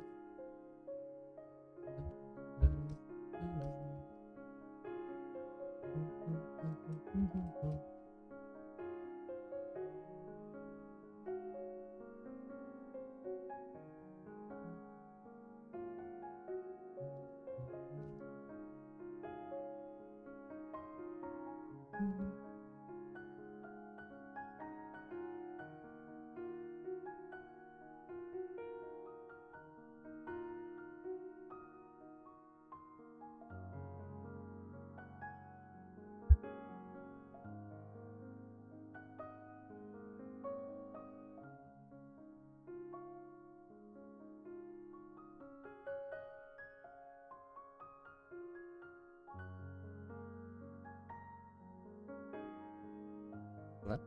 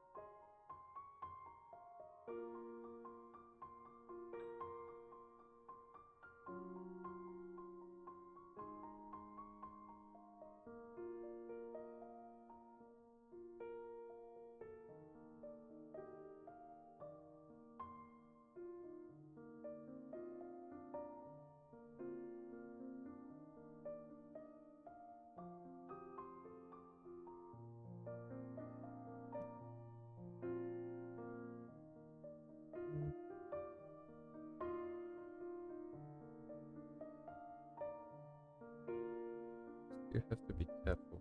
Okay. Even if I do this. 手がありすぎて。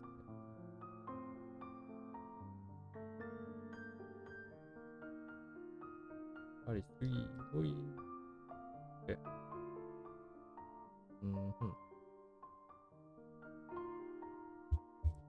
普通に曲がる。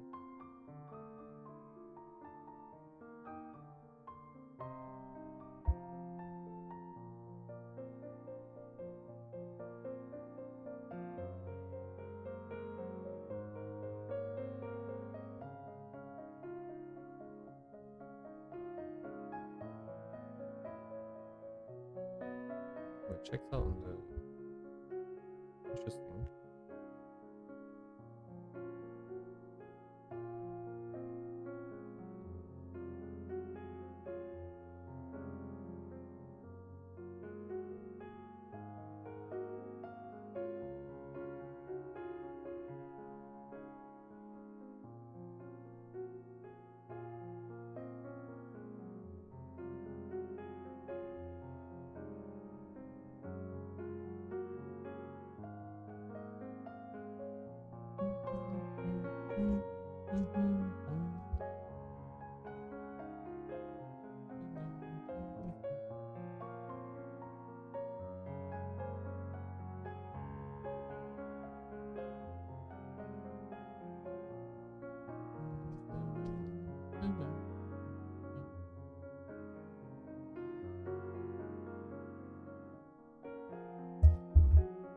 Oh, hey, Rez.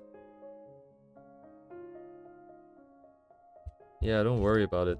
It's not like you're missing out on anything. Yeah, no worries, Mighty. Thanks for checking in, though.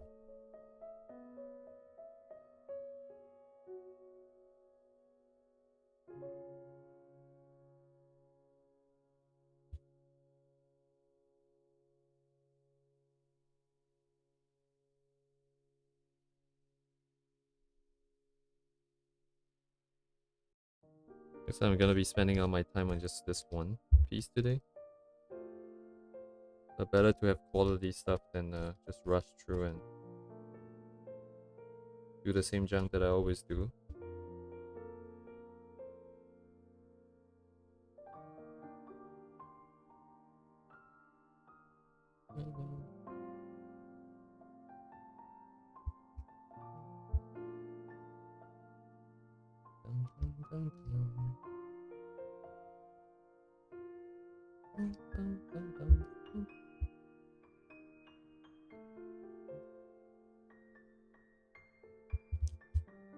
Yeah, today my plan is actually, I don't know if this helps with the plan, but my plan is to come up with a structure, not structure, but like a set of steps for drawing hair, like a sort of a workflow for myself. And I'm leaving those for, you know, what I should work on first, like the bigger shape first, and then adding some more details and what kind of details. And actually we should maybe have like sections that describe what these details are.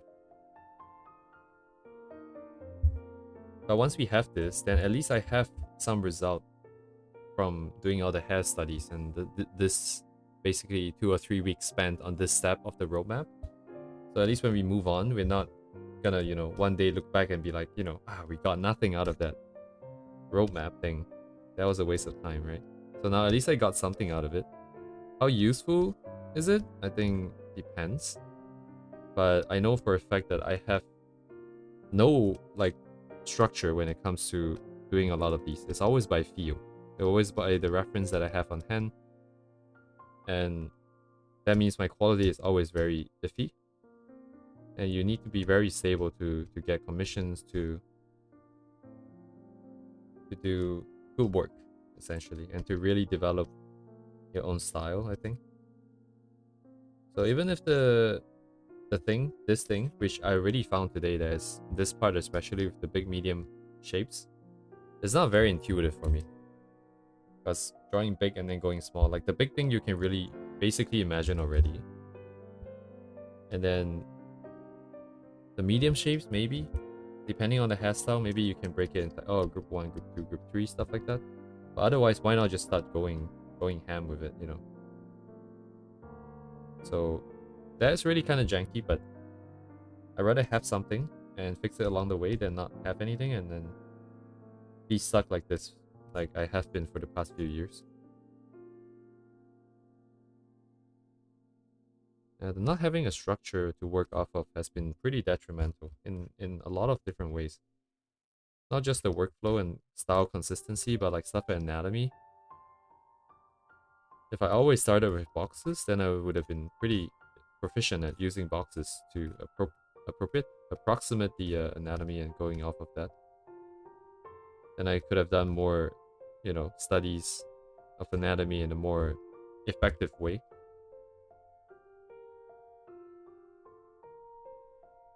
So I definitely need structure.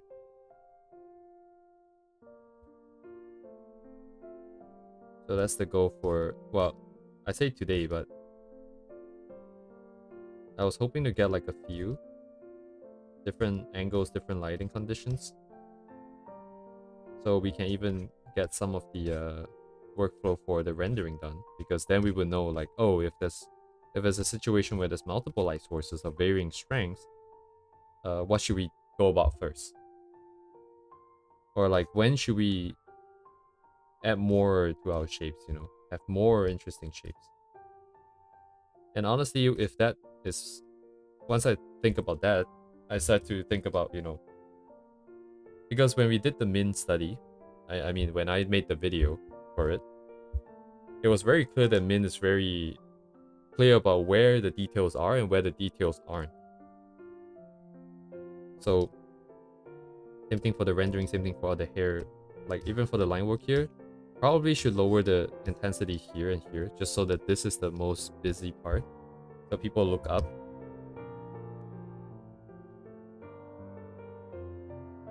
Yeah, let me add that to the roadmap actually. Did I already put it in? There's like so much more to making a good illustration than just having all the forms and stuff. All the balance and all that. No one really talks about it, but it's pretty important. So composition, I think it'll be part of composition, I think. I'm writing over words, which is not great, but so this would be like, so not really how to use, but just be more aware of how others use it.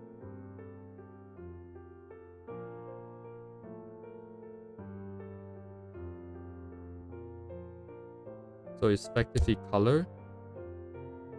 So this is actually split into hue and saturation here. Hue and sat, contrast, so color contrast, detail contrast, actually since they're the same thing. I'm gonna do it like these. Detail contrast.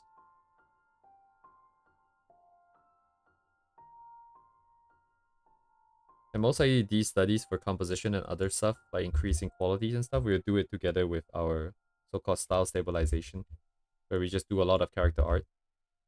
Then every time before we start, we'll find like maybe we'll give ourselves like a reference of someone who has very good control for all these composition stuff.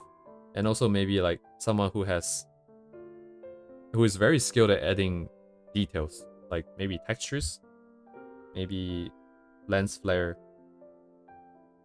maybe like the use of different materials. Oh, actually, yeah, materials, I kind of forgot. So other materials render.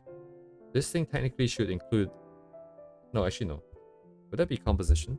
It would be detail, right? So let me grab this and move this down.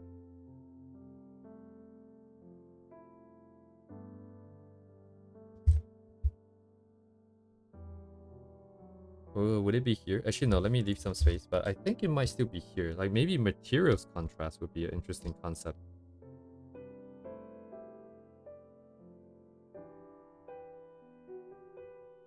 Materials, would that be contrast? No, that would fall under details, because we're basically upping the detail level.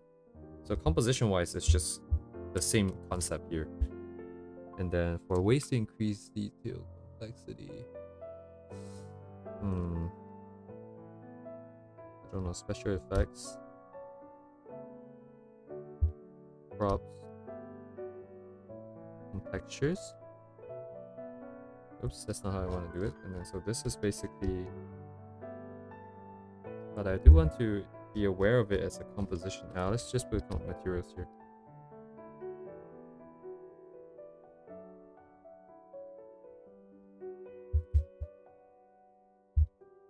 Also, I'm starting to feel like I need to build like a reference library just for this part.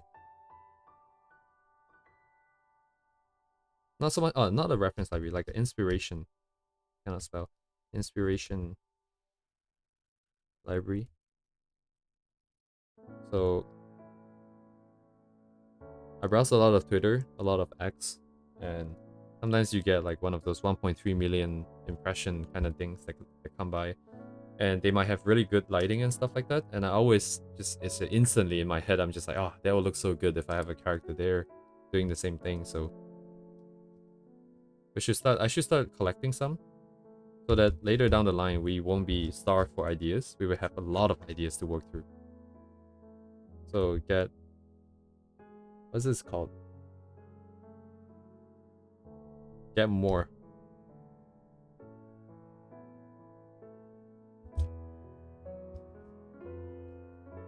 Some more stuff for me to do. I'll keep track of that.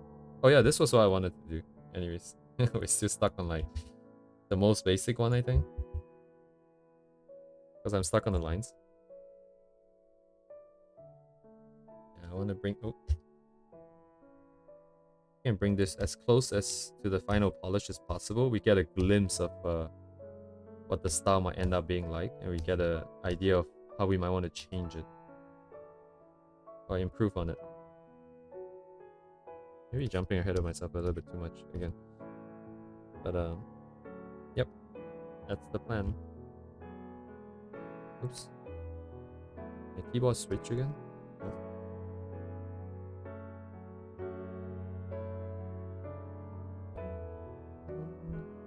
Okay, let's ignore that. Let's go back to the thing here. This is slightly too long for my liking, but we'll leave it.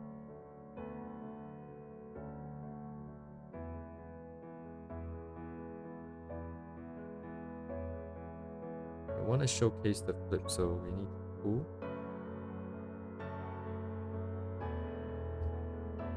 Why would it be so drastically different than the other? Huh. That's a good question. Losing the balance here.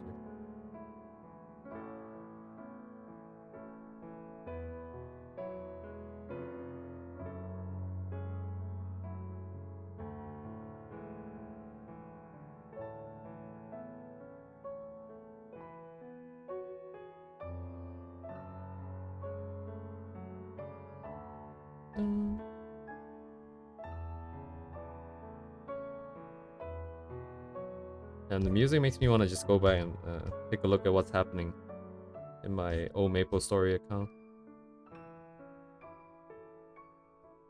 I don't know if any, like, I know what Mighty said that they played MapleStory in the summers. I don't know if anyone else played MapleStory, but I played quite a bit of it. The last time I touched it was like a couple years back. So as with any MMO, you have like these, you have guilds, right? And then guilds give you some certain benefits. And in MapleStory's case, you get some skills and stuff like that. And buffs. But in exchange, you need to participate in some guild events to help grow the guild, essentially. And one of it, well, at least back then, was the daily cap for the guild points. So you would log in. You need to grab at least one guildmate. And you guys have to fight a few bosses together. I did that every day on reset, which for GMT back then was like what, 7 p.m. 8 p.m. for me, Eastern Standard Time. Every day I would get off university, I'll come back, and then I'll organize a party, and then we'll go. And I did that for 400 days straight. 400 days straight of doing that. Every day I made sure I got back on time and did it. So as a result, I accumulated a lot of points. And so even now, after not having played the game for like quite a while, like a year or two, I still haven't gotten kicked yet because I have a lot of points. But also because I made friends with the guild master and whatnot. But The last time I went back in, I was still like top 5 in the contribution points, but I think no one does that anymore or something. They patched it out or something. And it's like Culvert. Some other gimmick.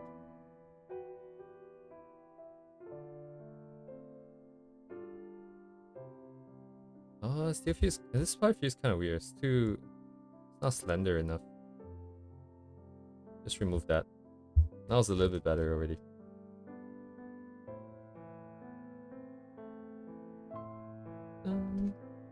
And this I should really add at the end, but since we're not... should I be rendering this that instantly? But maybe not. Oh, she looks a little... What is this feeling?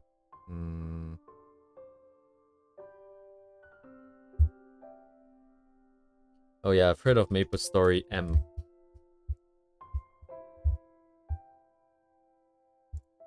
It's like a more gutted version of the full game. Interestingly, my friend only ever played the mobile version, which I think is blasphemy. But yeah. And then there's Maple Story 2 that came and went because not enough people played it.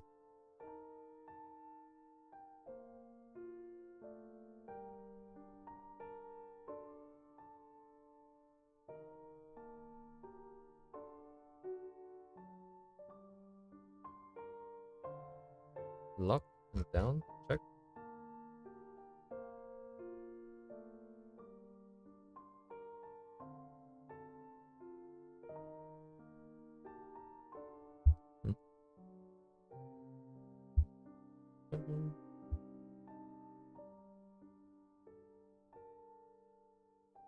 Oh yeah, oh my god, yeah.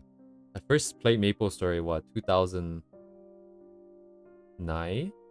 Or 7, 8, 9, one of those years. I can't remember when. Like, right when the game came out.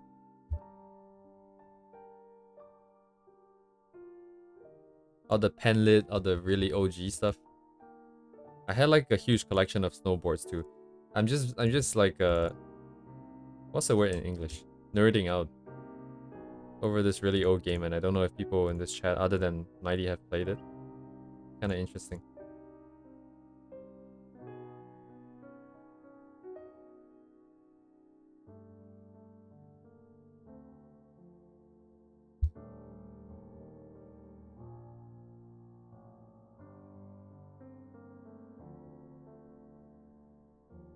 Okay, let's finish this off. At the back looks like we might need to be a little bit less detailed, just because it would be too much. That being said, I want to add at least 2 lines in the transition. Is there a good option for me?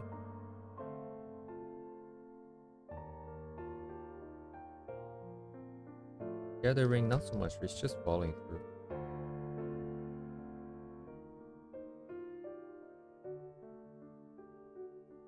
Even just this. I think it should be, right?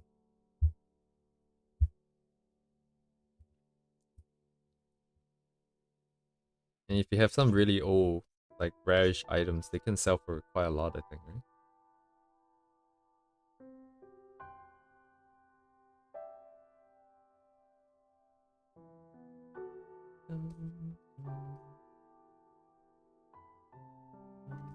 Oh yeah, I said I wasn't gonna line it again, but I end up lining it again.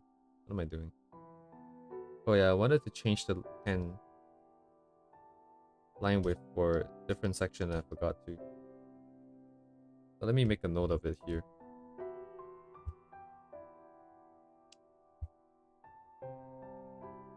Yeah, because a lot of the old items is not possible to get anymore.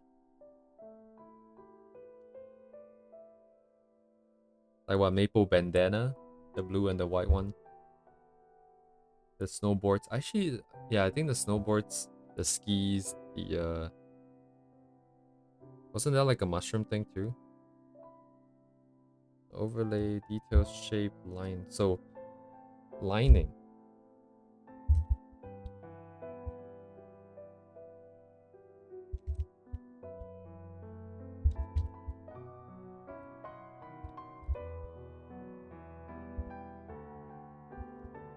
It's contour, seal, contour.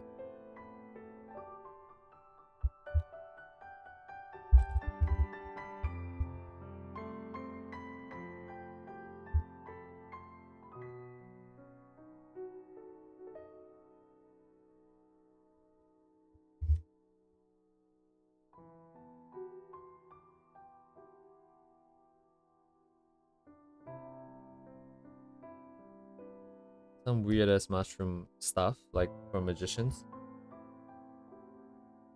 Yeah, never mind that. Basically kind of committed with this line weight. I'm just gonna go for it.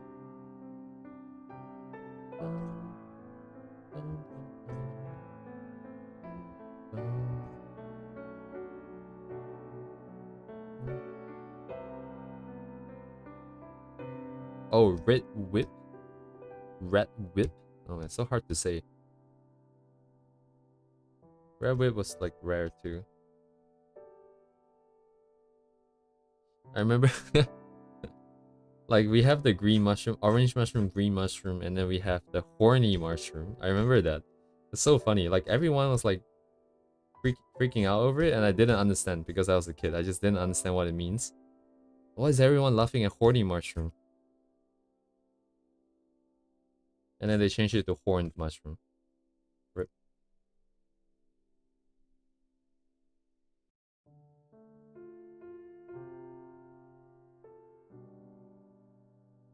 Oh, and there was like weird bugs where you can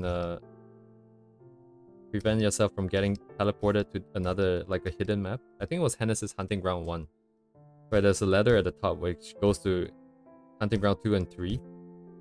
But because the teleport trigger is automatic, you don't have to press up. Oh, I guess you're already pressing up by climbing the ladder. But if you spam potions, you don't actually get triggered. So people would be able to use that to go out of bounds on that map. And then they will hack, I think. They would just like back hack. I think that's why they did.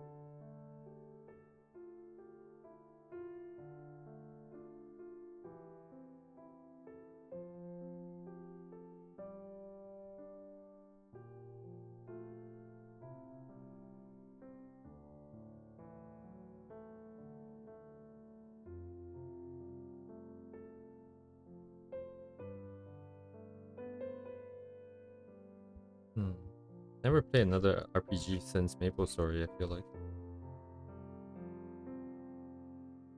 Yeah, this circle might be a bit too big. In any case, it's out of scope, so just stop wasting time on this and move on. I do at least want to get one out today, so I'm gonna go a little bit crazier here.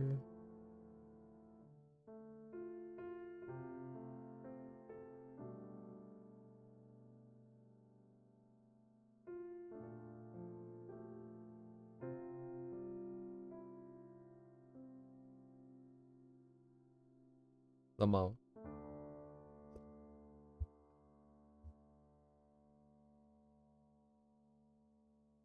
No, wait, is that part of the hair? It is now, okay. Is this part of the hair? It's not.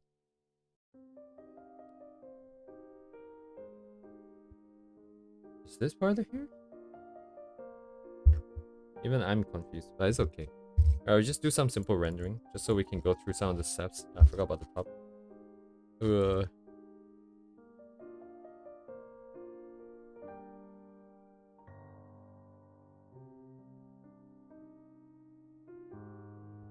Okay, I'm gonna do the thing that I usually do. So I like the idea that you have slightly different styles for different parts. So like different line art, different pens for the line art for different parts depending on what the material is. Maybe even different rendering too in the future. Well, there should be a difference in rendering, I suppose, either way, since it is a different material, but using more and less textures, that kind of stuff, could be an interesting experiment.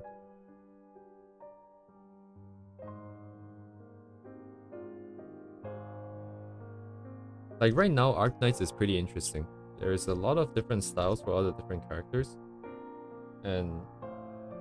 But that one's mostly related to the artist that drawn them, right? And that makes sense too. But I was just wondering, like, if the style is more tied towards the personality of the character, that might be interesting. Someone who's more rough around the edges might get a little bit more rougher coloring and style. Oh, I remember people also able to hack the airship and double up party satisfied. Oh dang, I never heard of that. I've never heard of that.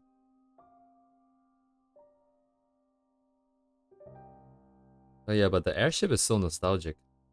Everyone will wait outside and wait for the Balrog to come. And the moment it's here, everyone's like, oh, we gotta get inside.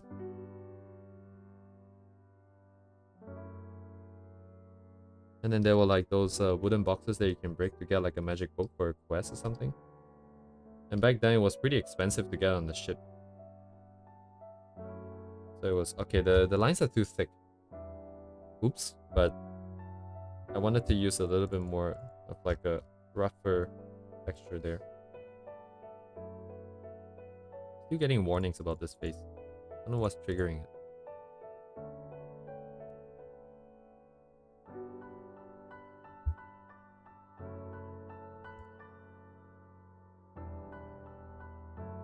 멋지잖아요?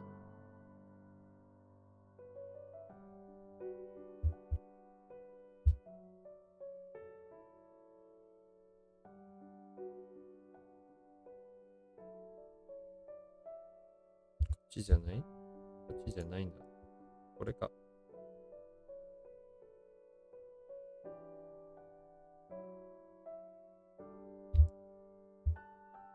Might be too used to drawing the younger version.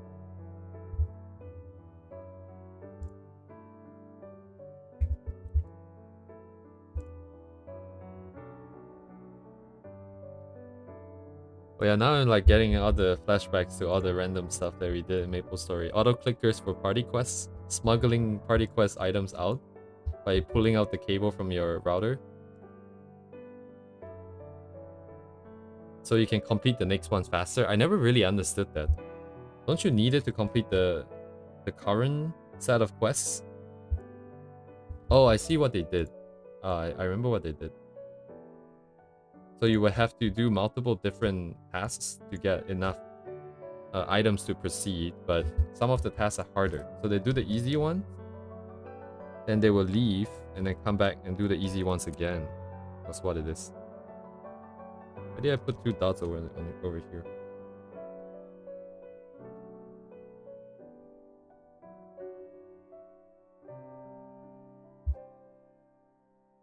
This doesn't necessarily look that young actually, because of the sharp angles on the face.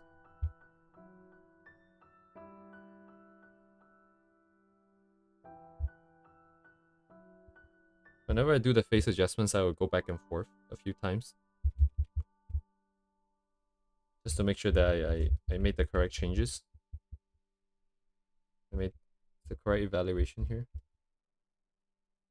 This is definitely good, but I could have also gone the other way.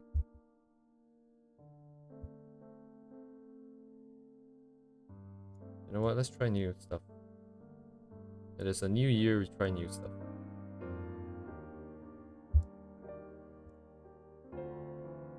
Check.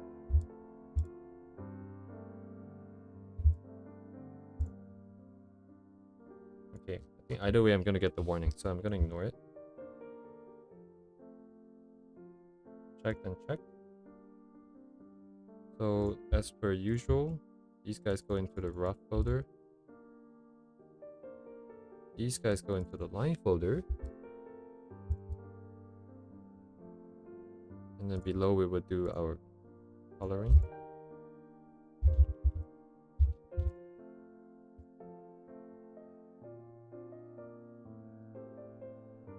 My lines should be good enough to use the bucket tool.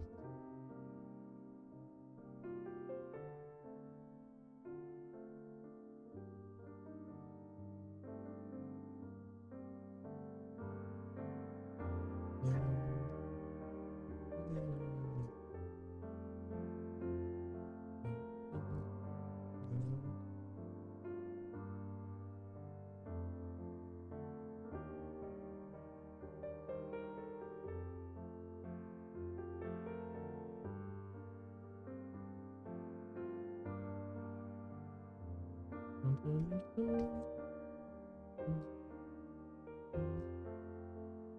bottom is open, so we just use this. Shit, what did I intend to happen over here? Why did my lines not join up? Did I get baited by the rough lines again? Oh, because I never went that way. Okay.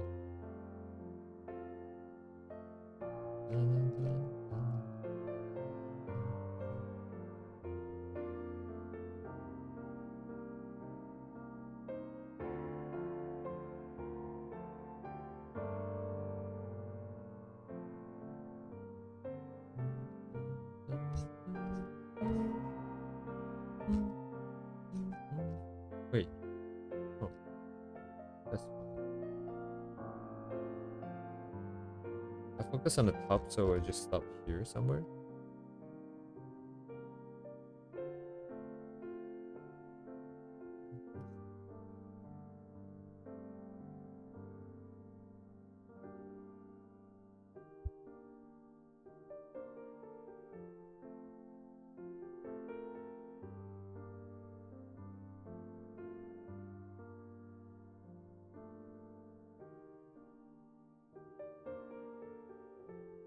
Ah, dang, it wasn't straight.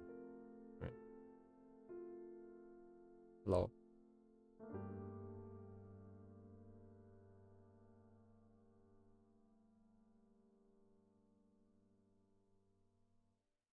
And we lock. Base color for hair, yes. Base is for hair, which I have to tune manually.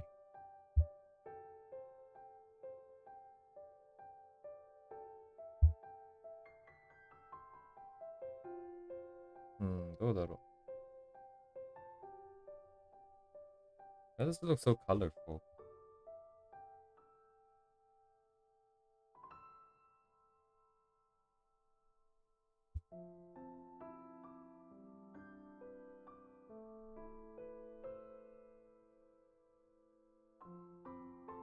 Ah, yeah.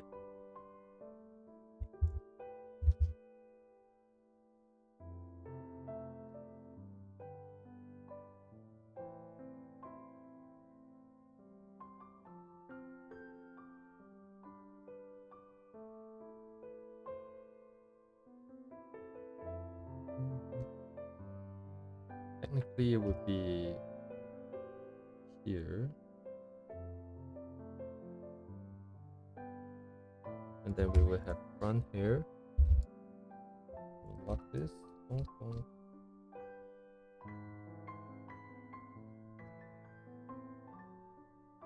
Ah.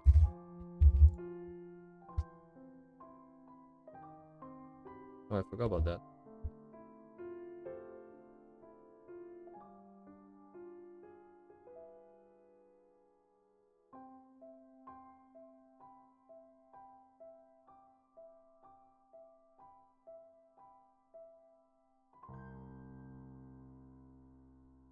What am I doing?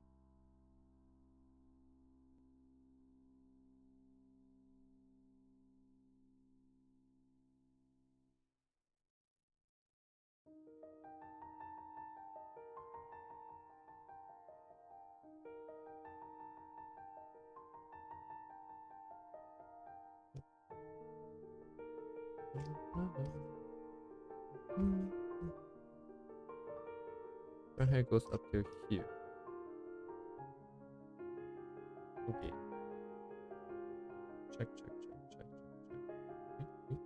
Weak. Grab you guys. Grab this side. Grab up to here.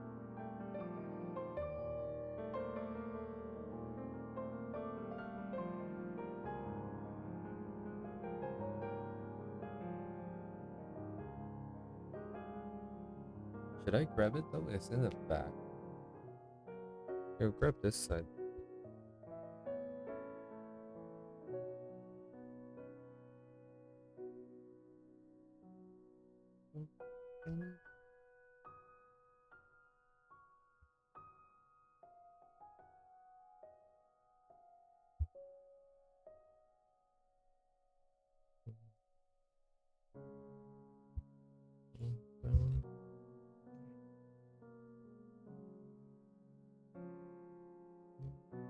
it doesn't work like this. It doesn't work like this. This has to be on top. That means I might as well make it part of it. Only after I do this. Joint. Check. Go.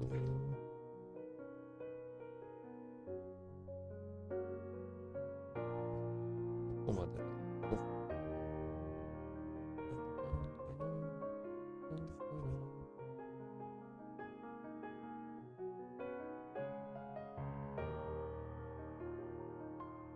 Go one, okay. On top of skin, yes. The guys in the middle here.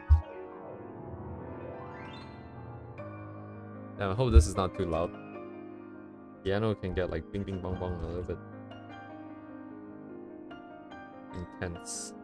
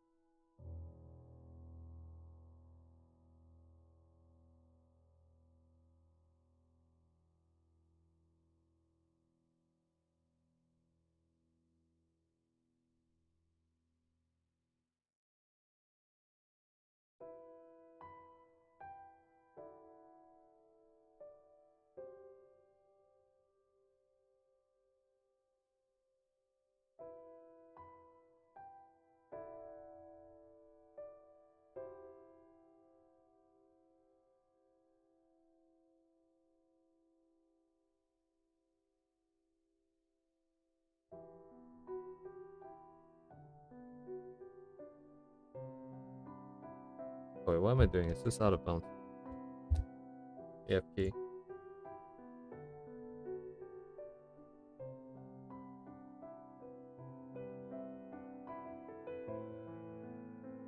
Okay, so here's the tricky part. How do I want to do this?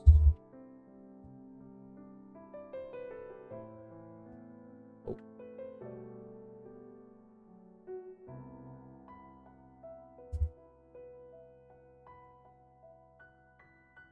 Let's see here.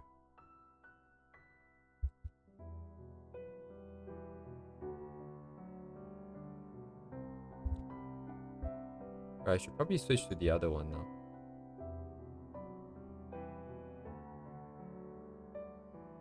The other one is where again? This one. Save.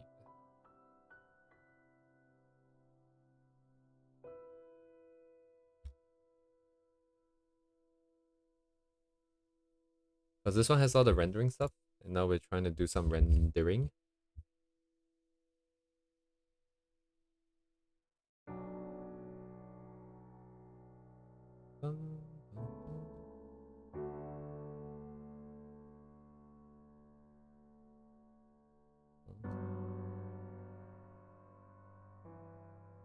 Normal lighting,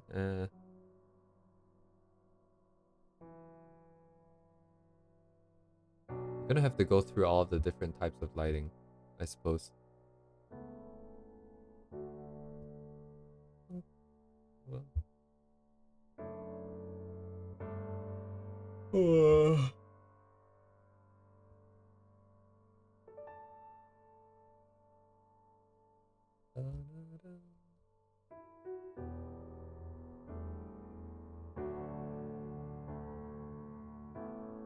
I'll go with this one first, I guess. I guess there's no difference. We're gonna have to go through everything. Or rather, I would want to go through everything. So we at least put it through a little bit of a test, but I do feel like rendering what I'm lacking is understanding of light again. So I might have to do some reading. Ugh.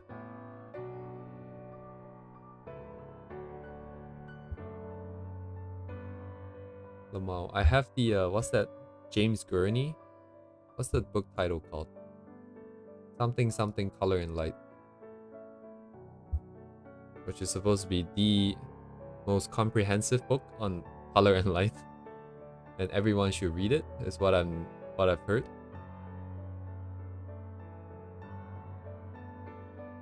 Color and light. Ah, yes. Thank you. I remember trying to read it once, and then I stopped somewhere at chapter 3, and then promptly forgot everything I've read. So, I don't know. I might want to do like a book report kind of thing, where I can just briefly summarize each chapter as I read through it on stream. So maybe that can help me internalize it a little bit better. TW Cloudman. TW Cloudman. I guess this guy is from Taiwan.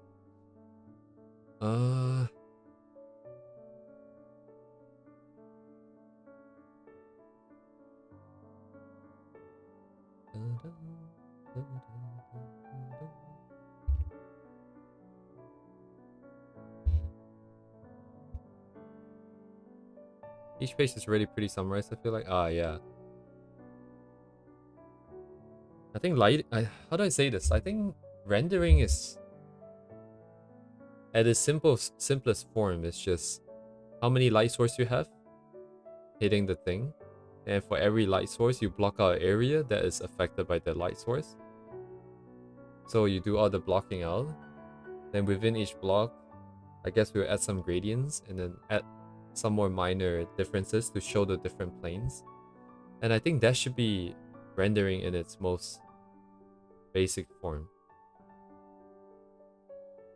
And then how bright the light area versus how the other one. So versus the one in the shadow is the power of the light. The edges would be the form itself.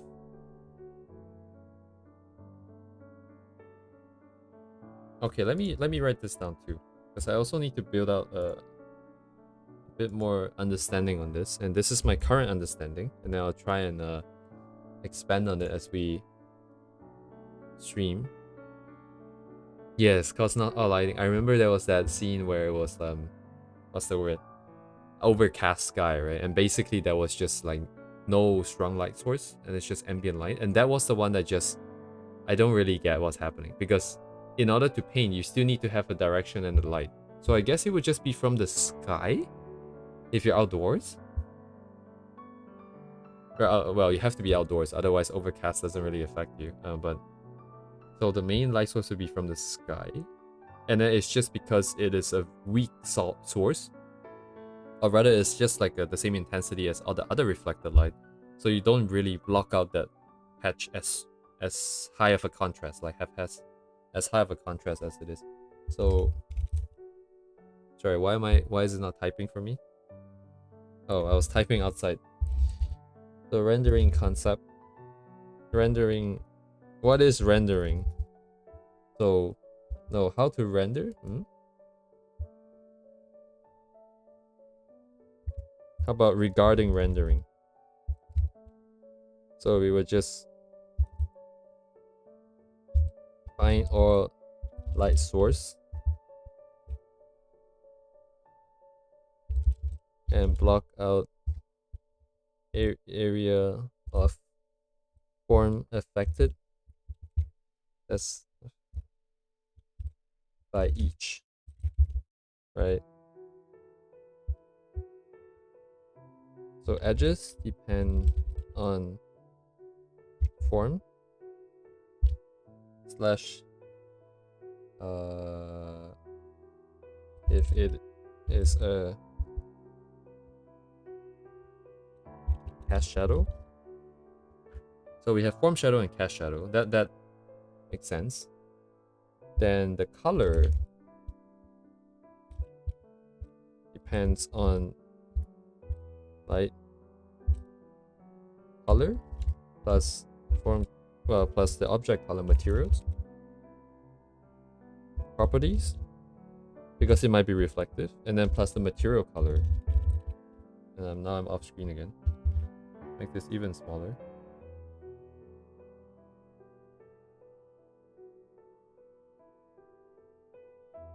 Color of area. Sorry, color of area? Right, color of area. Why is there a comma here? What? And then intensity of light. No, sorry, let's make this the same. So contrast with shadow.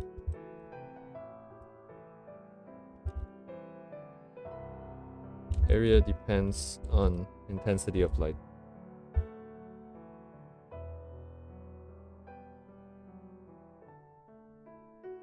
Right? That basically accounts for everything. What about subsurface scattering?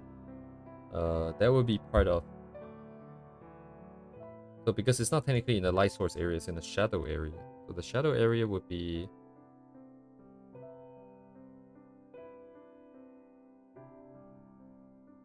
wait, if I go by this logic, doesn't it mean that strictly speaking, the shadow areas that's not hit by any light? No, but it's not possible. If it's not hit by any light, that means it would be pitch black. It would be completely dark. So even the darkest and darks of the shadow is still being hit by some kind of reflected light. So it would be covered by this set of rules already then, because the color of light area, well, area and light. So even shadows are lit. Well, even dark areas are lit. No, even areas in shadow show lit, much weaker, else it would be pitch black. And this is the case for ambient occlusion.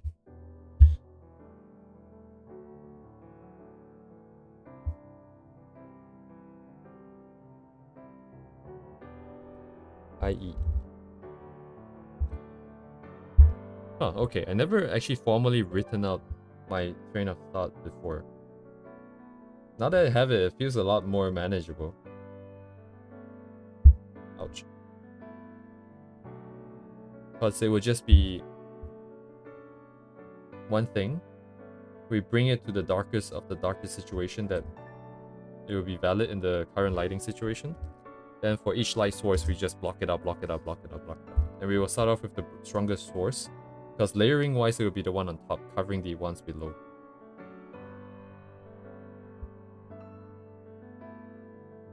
And then... and also materials, I think. That's material texture.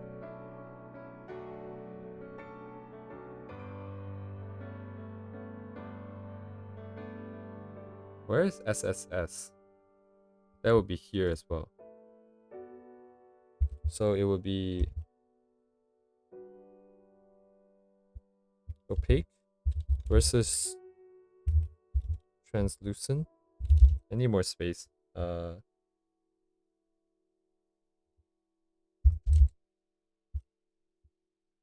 Light color. Oops.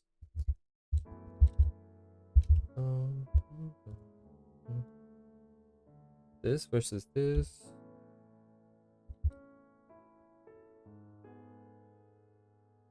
Makes more sense for this to be on top. So opaque versus translucent. There's also so translucent we have subsurface scattering here, and the type of reflective. How reflective? So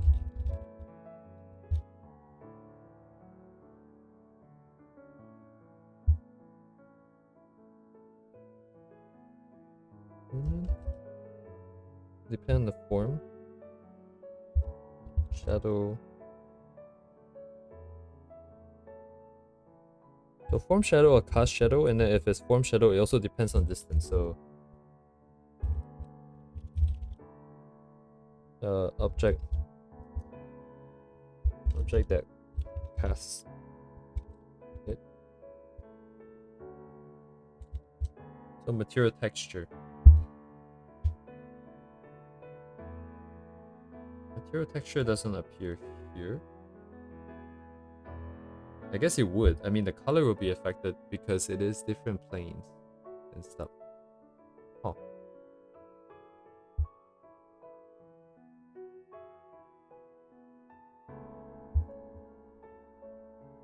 So the edges, strictly speaking, it's so if it's smooth or sharp, if there's dents in it. But it's not as simple as just erasing some part of it to show some texture. Since it would be, there'll be a lot of different planes, so we would actually need to bring this here again, because this would determine some of the colors that we use for it.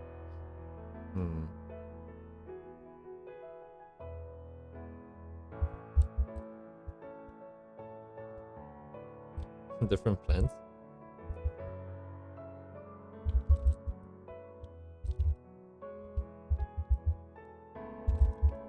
So strictly speaking, it would be like this.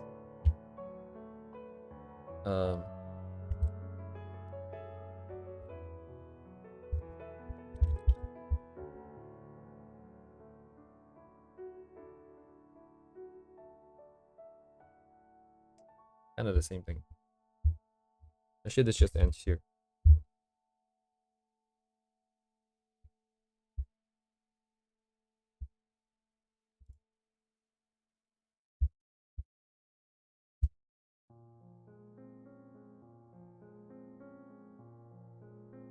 Okay. And then the rest is just math. So we need to work out the, well, it's not really math, but we just need to calculate the amount of color change and stuff like that. So for us here today, what do I want to do? I want to, let's bring all the colors down first. Okay, then it makes a bit more sense. So, because I sometimes do this where I use a multiply layer just to bring all the colors down to a specific stage and then work off of that.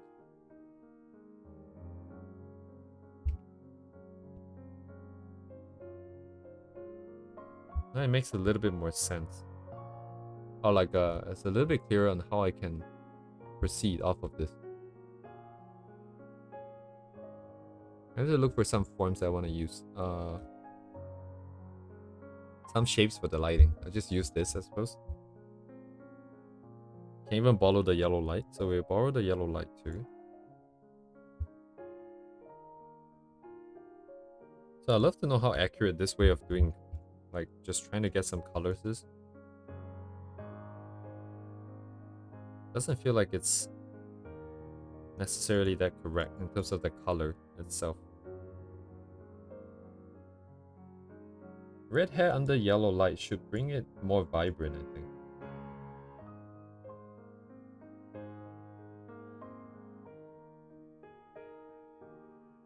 Should be more vibrant here.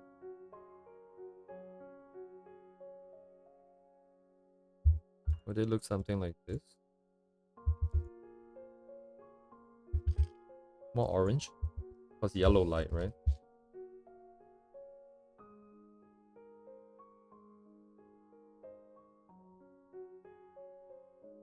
Too much.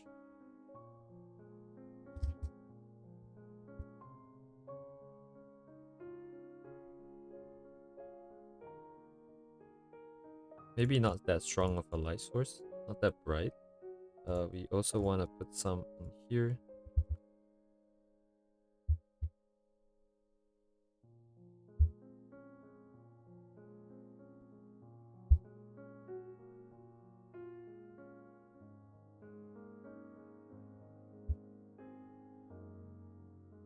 So it was already here, it'd be more yellow. Too saturated.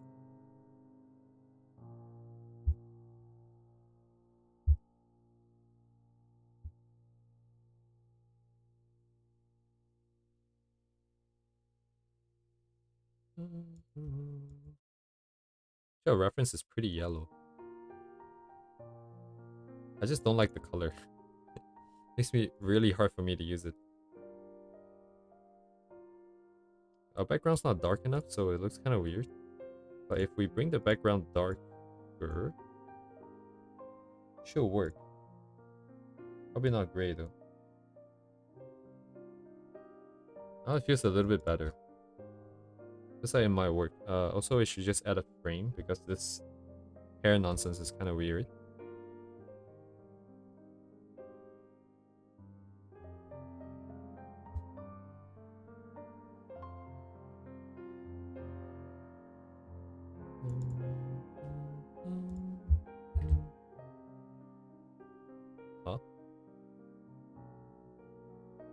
Is this not in the thing?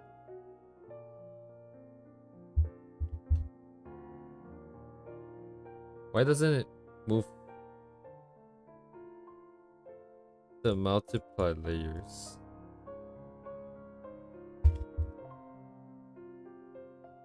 Hmm? Ah, yeah.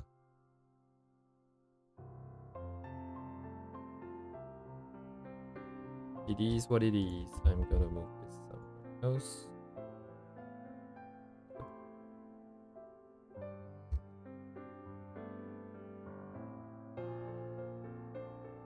Ah, no, actually it's fine. Let me make everything black first.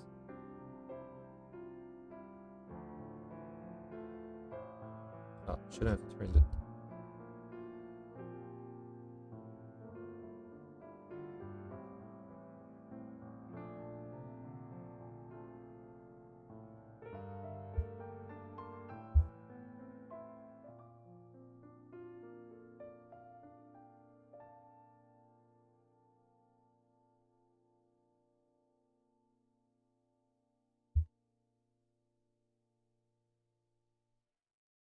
Ah, okay.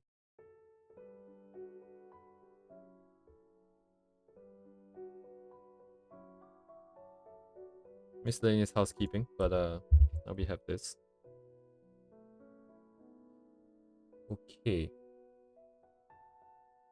It looks kind of okay to me. I don't really 100% like it.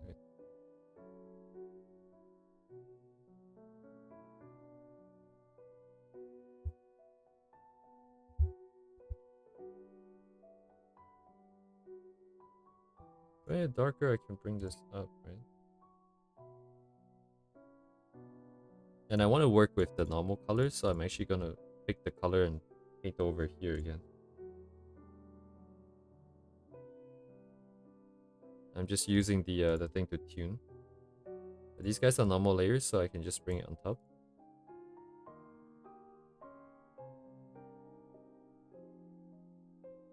Oh, I messed up the skin. Forgot to do the skin.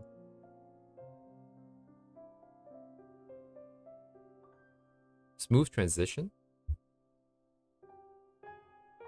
You mean like the nonsense I did with the background?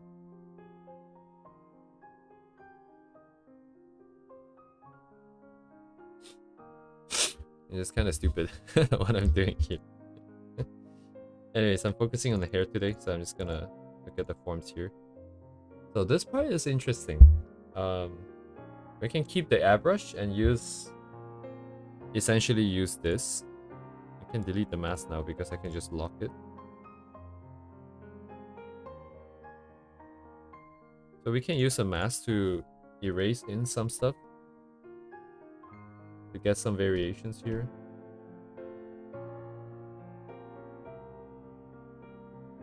Actually, the lighting would be coming from outside, so we'll probably be bringing it over something like this. And the upside of doing this is that if we ever want to bring it back, we can always, you know, bring it back. And we'll still keep the gradient and all that, so like a cool thing we can do.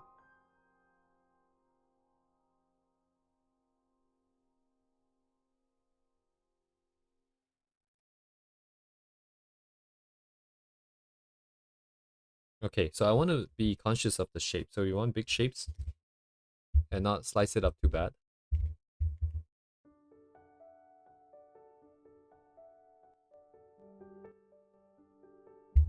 And this here is our reference.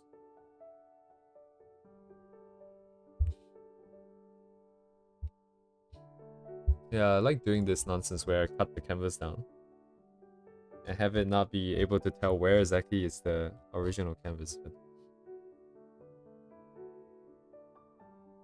okay.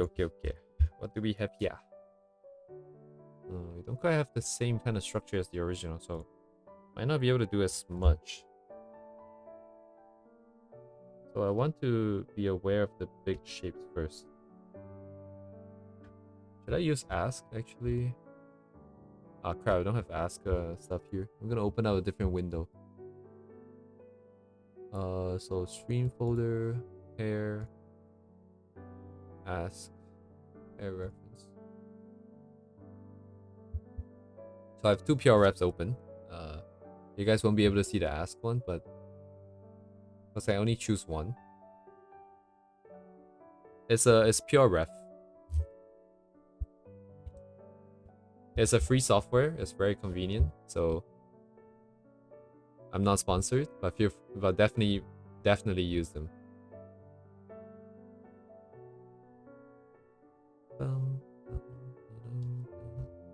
Okay, do I have a complete one? Something like this. Ooh, ask is a lot more focused on the overall thing. So let's keep it cleanish.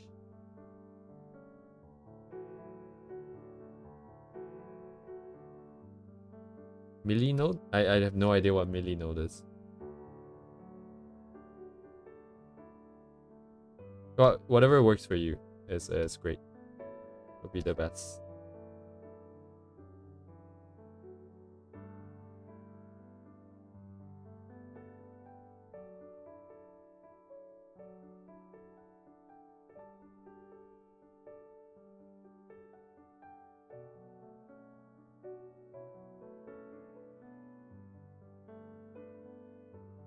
How do I want it to render though?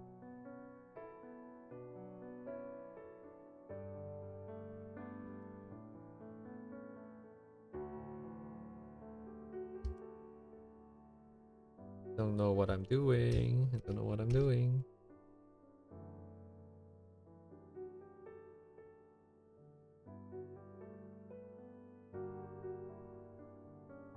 Autopilot engaged. Alright. Oh, I see. That's out of bounds for a lot of various reasons.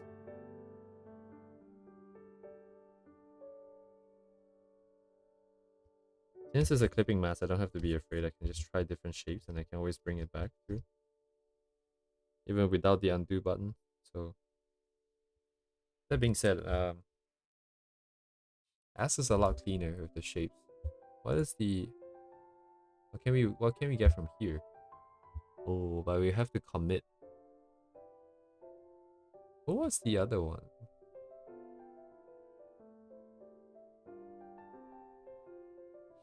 Oh, これもいいんだけどね.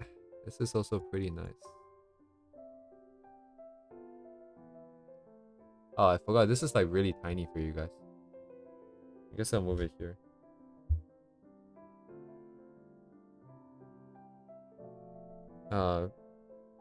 Kurotsuki. Also pretty.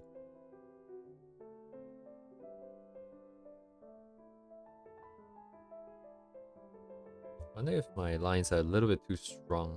Actually, is it? It's not that thick though. It's not that thick. Nice lips.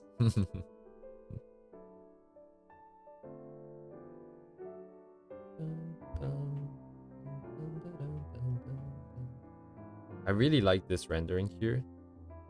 I like this a lot, but I want the light to be cast here, and if I remember correctly, after searching through the Twitter, I didn't find any with the light cast right on the face. Like this.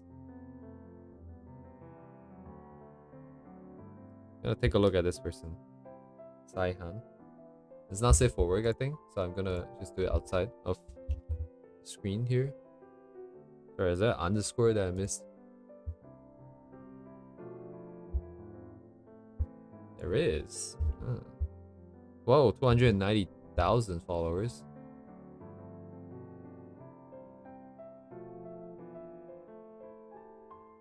Yes, the power of lewd, but actually not that explicit.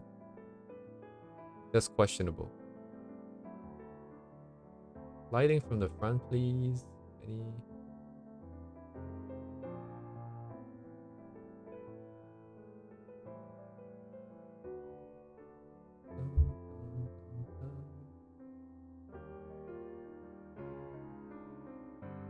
Oh.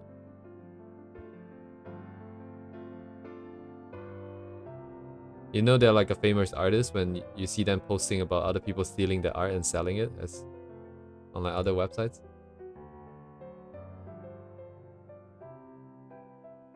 That is a measurement of success.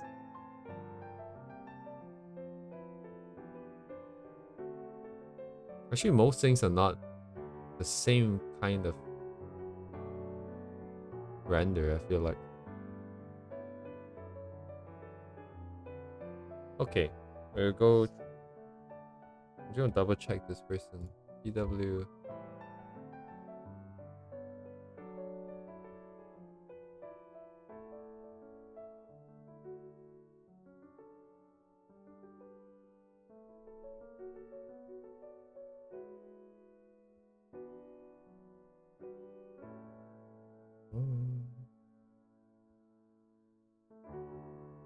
Arika.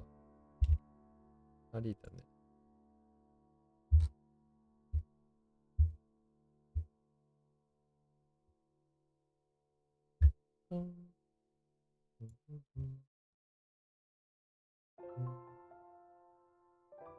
Let's see.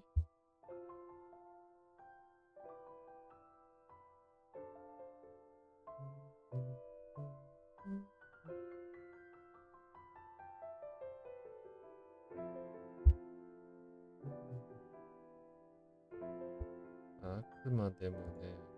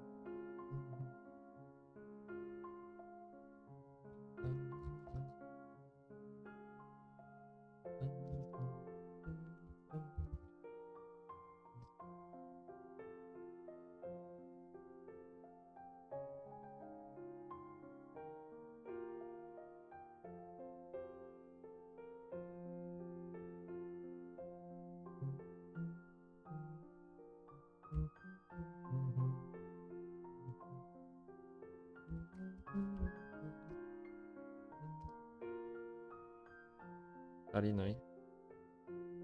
Not enough light. Come on.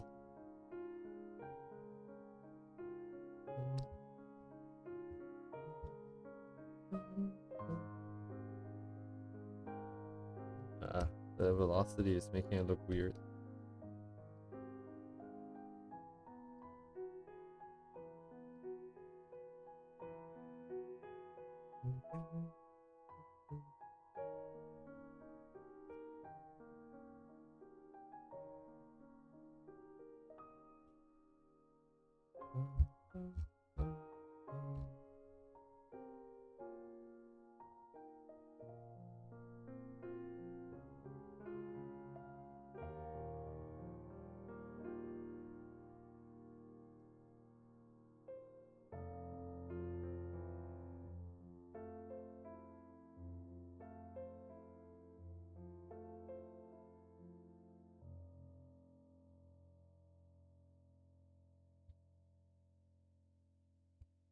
distribution of work here.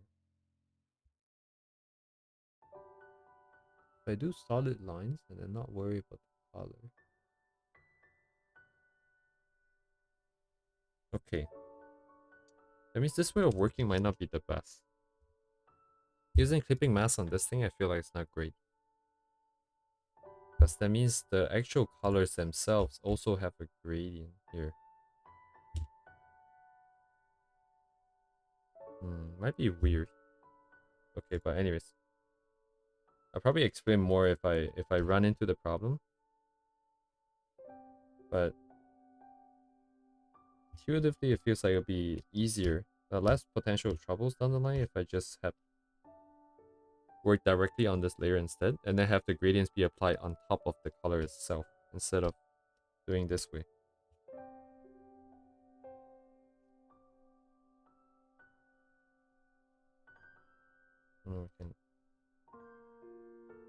Oh, interesting.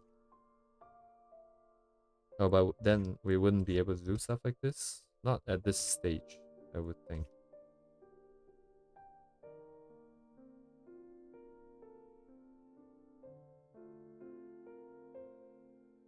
Is this too much detail for us?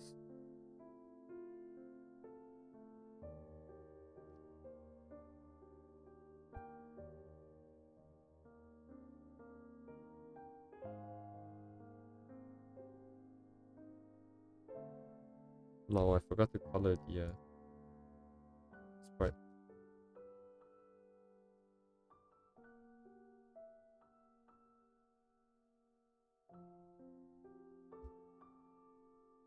Check. There was one offender here. To this.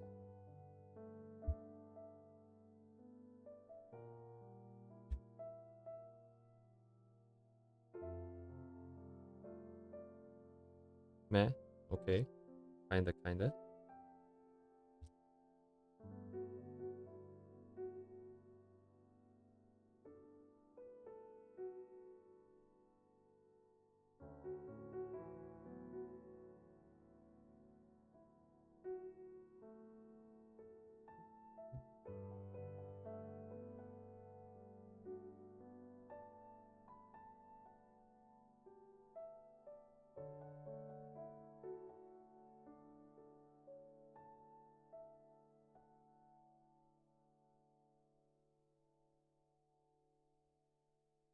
Did I avoid touching this?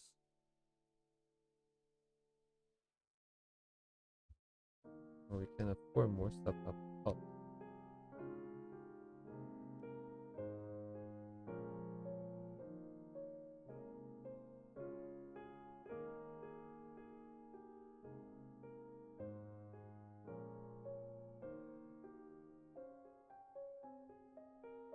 Kinda weird. Should be round anyways, right? Unless we full commit. Does it work if we full commit? Not quite.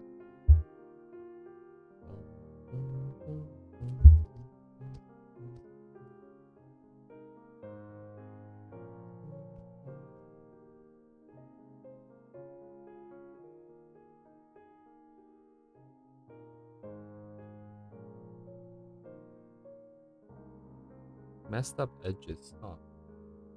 There'll be some stylistic decisions to make down the line as we do more.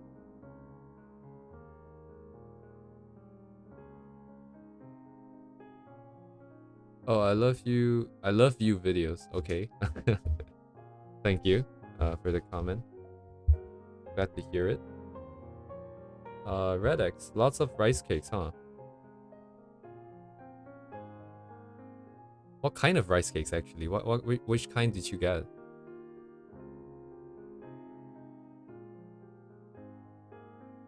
Is it like white or is it brown?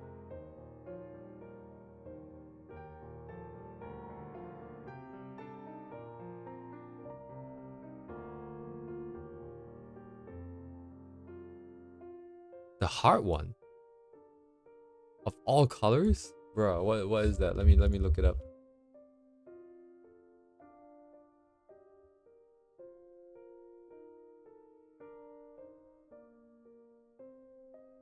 Hmm.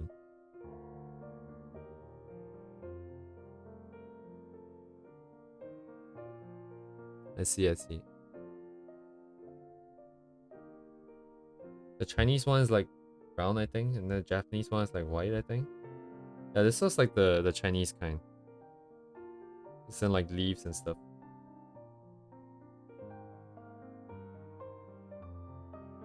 And I guess this is the kind that you have.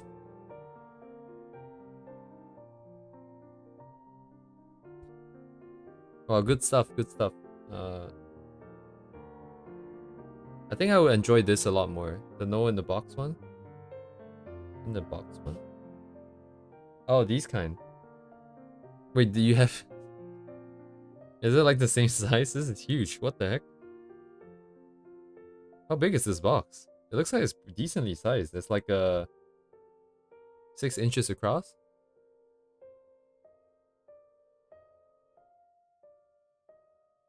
32 boxes. Why do you have 32 boxes? Oh my god. Do I need to open a PO box? Although it's probably gonna be... It's probably not gonna be edible by the time it gets here. Feed a poor starving artist. 32 boxes of rice cakes. Holy crap. Well, I hope you enjoy your rice cakes. I can't eat a lot of it because I get really sick of it very quickly because of how sweet it is, I suppose. Ooh, hard edges. Soft has its own qualities too, though. I'm gonna have to let that distill out of me over time then. What do I do after this?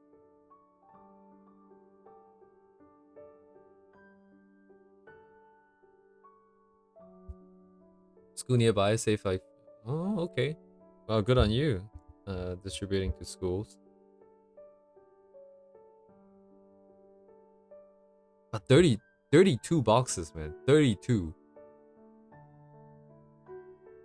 How does that work out? Like, you need how many relatives? Like, each one gives you like 5 boxes. You still have like what? Actually, I can't do math. 6 relatives.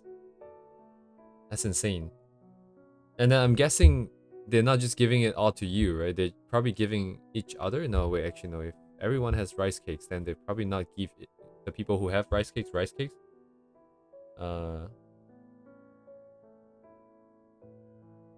Anyways, that's a lot of boxes. A lot of box. Okay, now I have a problem.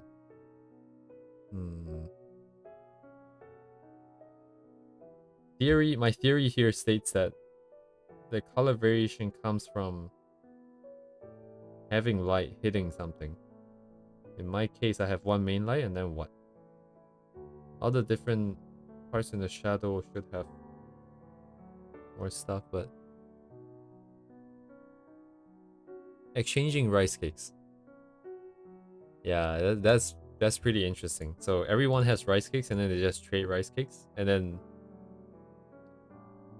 I would have to think that it's probably the same brand or something, right? It's probably like the same kind of rice cake, maybe just different colors. Is this a trading card game? Damn, trading card rice cakes. I feel like it would sell.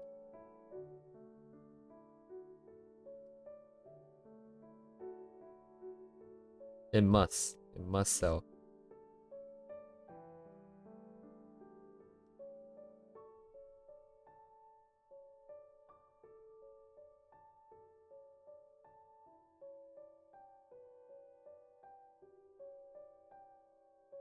Keep the shape changes to be minimal.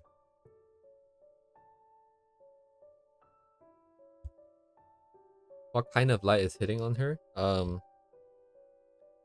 I don't know. You know what? That's a great question.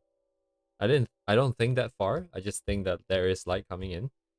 But it does look to be very focused in just the face region. Come to think of it, what is the light hitting my reference actually? I'm not sure. Yeah. Yeah, so at this point, we have one light source. So we have one light area with some transition. Just shape-wise transition, but colors-wise, we don't have much yet. Probably play around with the colors. So, what kind of colors can we use?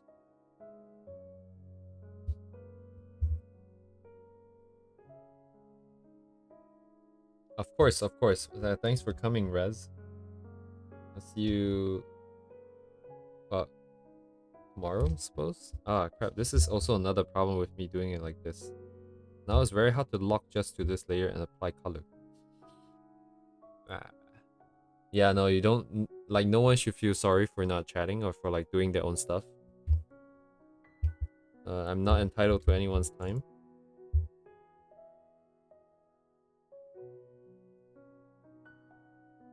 So, yeah, definitely work on yourselves. Whoa, they have light here. Didn't even know that. What's happening here, actually? Why is it hitting everything? Oh, it's... Yeah, good night, man.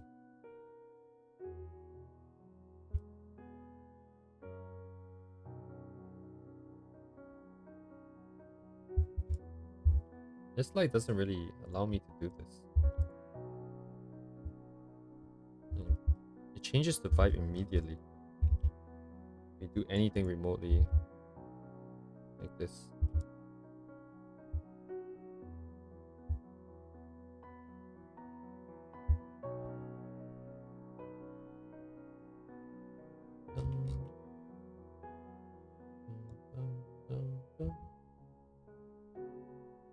Honestly, I'm just kind of stuck. I'm just not really thinking anymore. But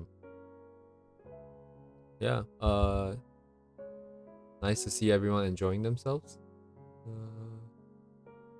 And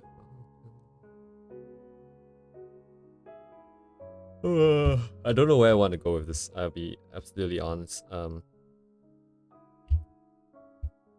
This reference here that I have, I mean, it'll go a little bit darker in some of the areas. Overall, a bit of gradient on the back. So let's put in the gradient on the back. That much we could do. The lighting itself, I don't know if we can put any more colors in. Because the situation, well, it is a style thing, right? If we want to put more colors, we could. As long as we maintain the sort of variation across the board. We probably could do it just fine. Okay, I have some ideas, maybe. Let's say that below this, for the dark areas, I can have a little bit of color.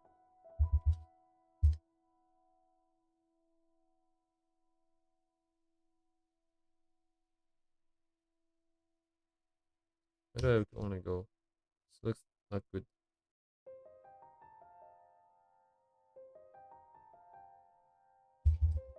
Where can I go with this?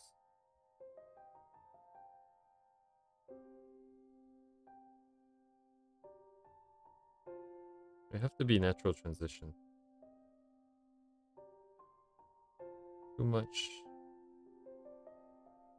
It's too insane. Not that much. Middle-ish.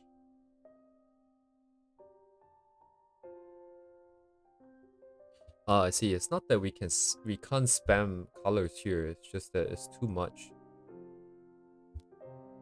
We probably need to control it. So what if you put bounce light in the ears and fur? Yeah. So definitely you're right. It's just that in this situation, I'm just focusing on the hair. So the skin and like the eyes and whatnot, we're just kind of leaving it.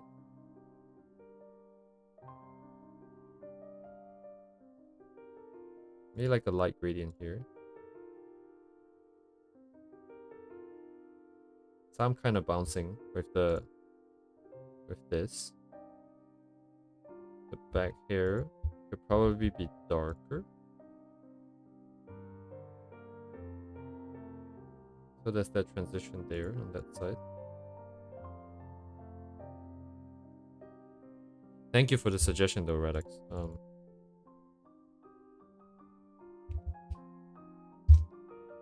just have a slightly different focus today. What is this? Oh, that's my hair. Get out of here, bro. Eat. I just fix this form a little bit. Question mark, question mark. It didn't work. Oh, I'm not working on the correct thing. So this would be cast shadow.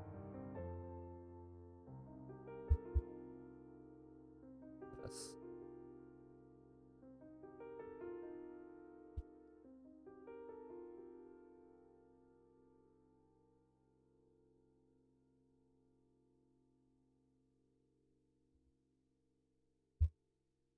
Oh, if the way it is, that means half the face might be dark here again.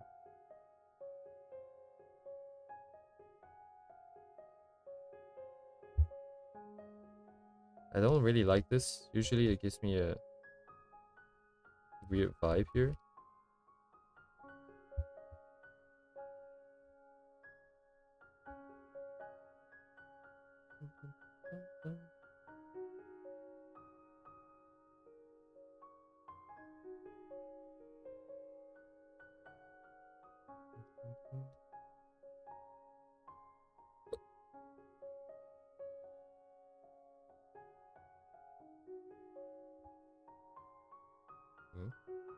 Oh, blur too.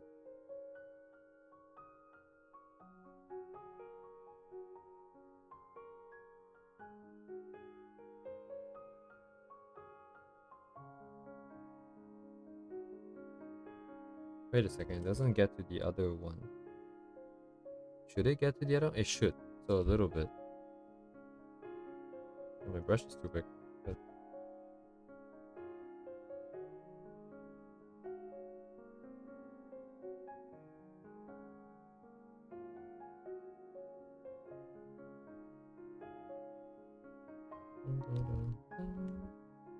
what's blocking over here? The hair, I guess. Oh, it should be... Oh no, that's another one.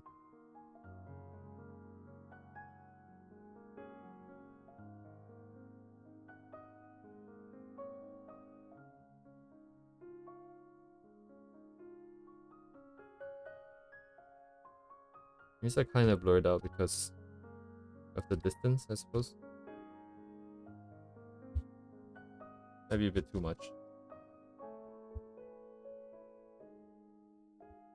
Maybe it's not even required at this distance.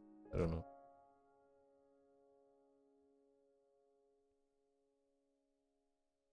Don't know the forms on the neck, so this is pretty ripped. Maybe I'll just have this fade out here.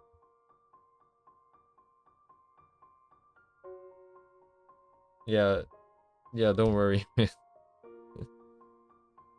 Welcome, welcome. Just taking it easy today.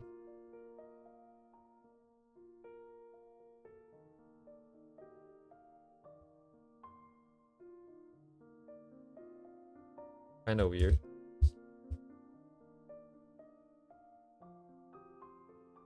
Yeah, what's this weird quality on the edge?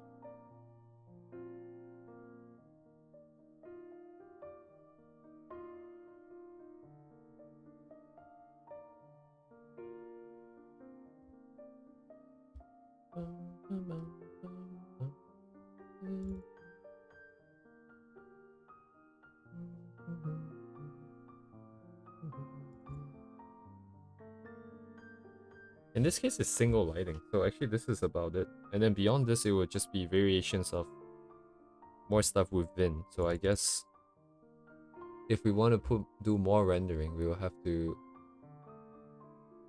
vary some of the colors within. You're kind of stuck on this kind of stuff.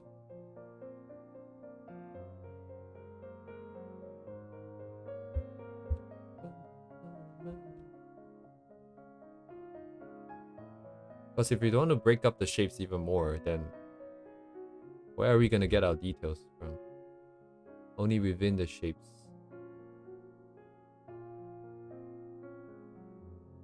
Okay. So that brings up an interesting point. So let's go back to this.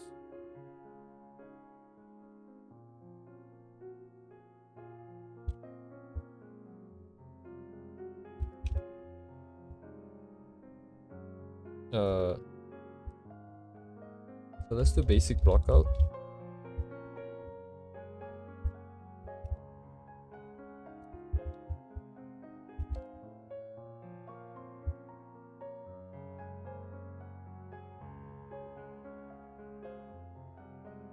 Is this too harsh on the eyes? I don't know how you guys feel about it. I feel like it's a bit too harsh. It might be too dark, but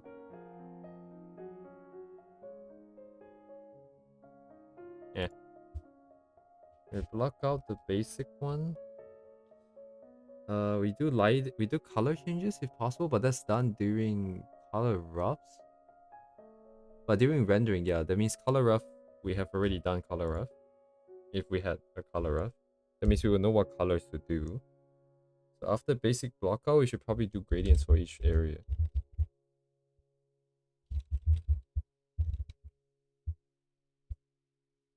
In our case, what can we do? So even though it's single lighting, single source of light, we could technically shift it a little bit. What would be interesting? Maybe purple in our case. I don't like it, man. It always feels weird.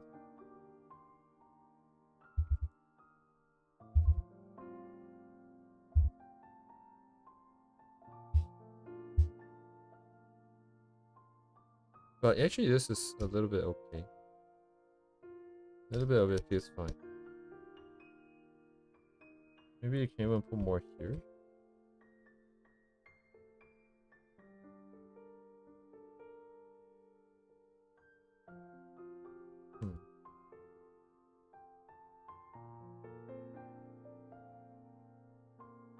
I wouldn't say learning, man. I don't know what I'm doing. I'm trying to process this for myself.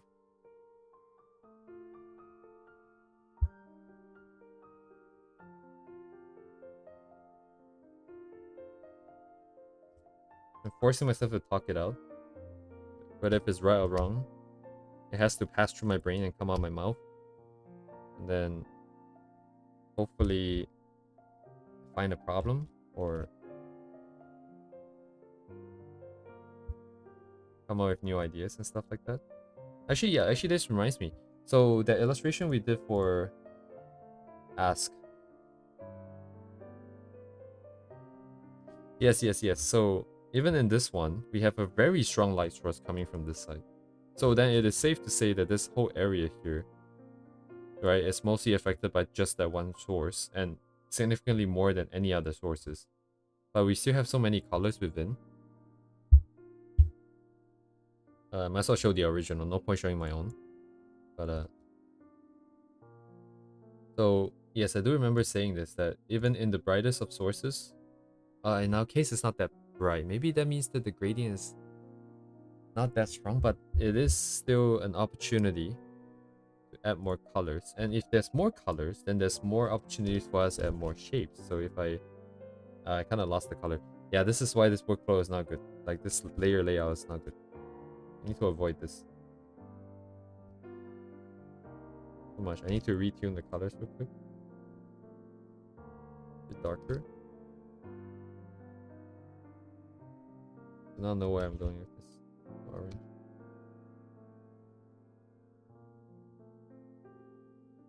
Yeah, because if we have more colors, that means I can put more shapes. Like here, I can definitely do more shapes. It's just pretty saturated, so I'm not sure how...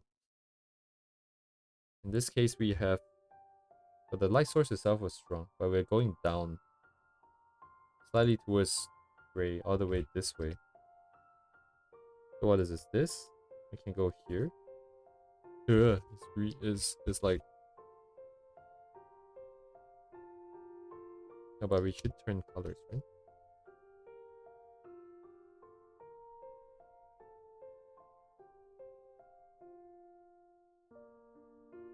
Oh, I still don't really answer the lighting, it's just weird.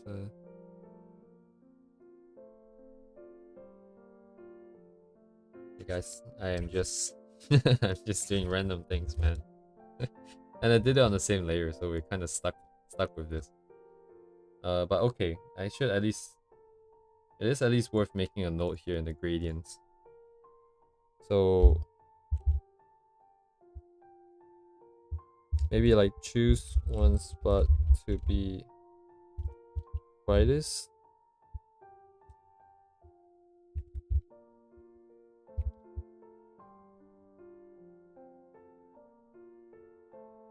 As we leave there, as we distance out, as we get further from it. Why did I put a closing bracket? Brain.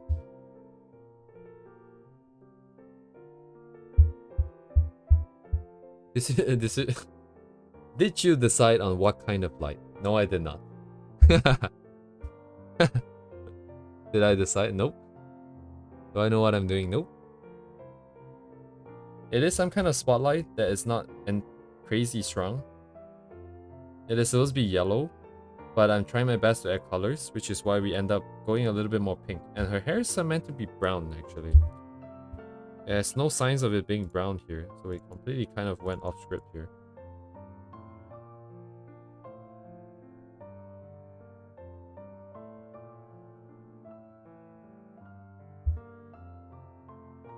Man, and Dika, you're apologizing too much. It's fine.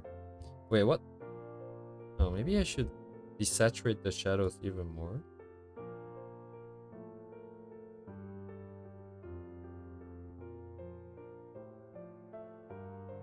Makes it a little bit more manageable. I feel like the saturation is a bit out of control. Actually, this reminds me. I should probably write a script for this. I need to get some scripts going to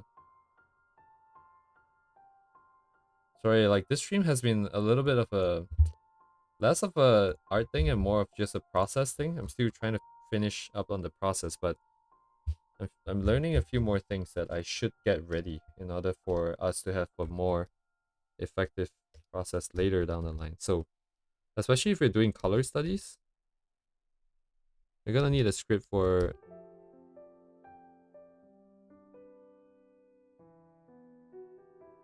Why is it so thick?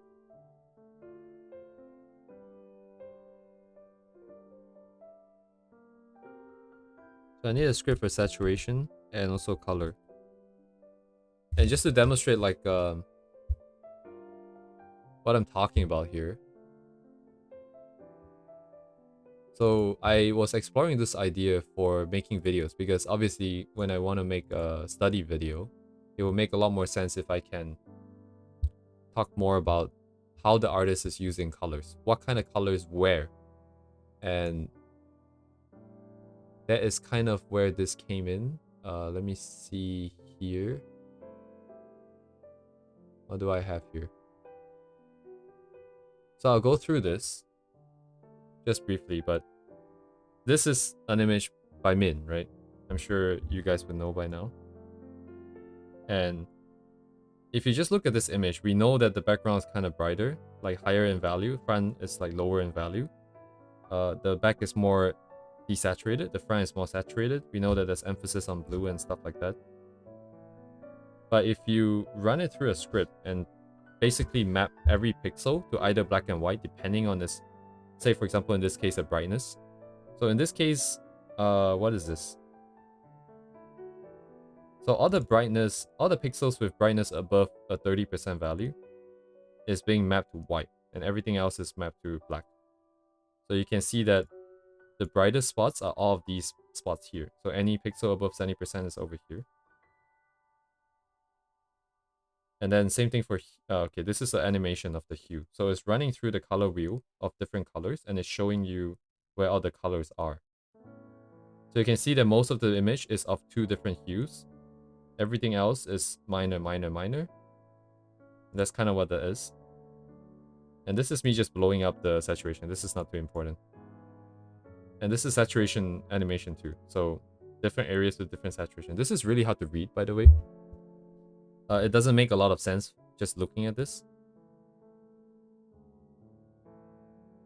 Right, so you can see actually the most saturated values in this specific image are these white spots here.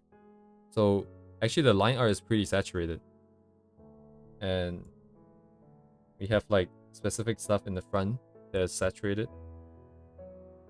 And stuff like that. So when eventually we get down to color studies, especially artists that use a lot of colors, I want to do sort of like a color mapping where we can essentially look through the image and see if there's any specific patterns of like this specific blue, where is it more concentrated in? Is it concentrated in the shadows, concentrated around the face, around the shirt, something like that. So I need to get that ready. I do have the script, I just need to clean it up. But that's besides the point anyways. So because I'm looking at this, I'm starting to realize that I was going a little bit too saturated of on everything. Even though the hair itself is not exactly saturated, right? It's pretty close to gray, but because of how saturated the light is, it then became a little bit tricky.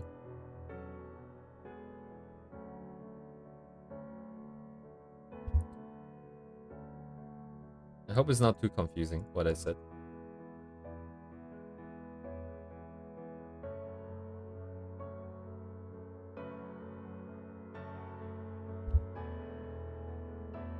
Oh wait, that's too green.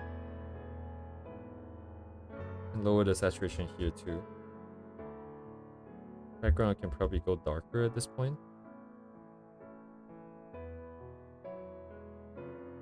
Character. More gradients.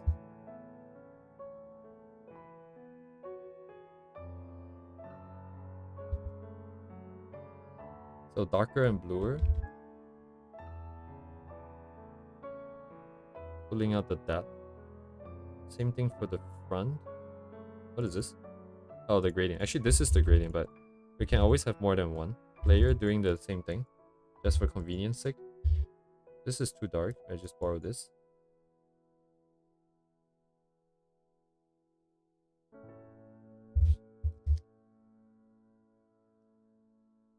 Too gray. Bonk, bonk.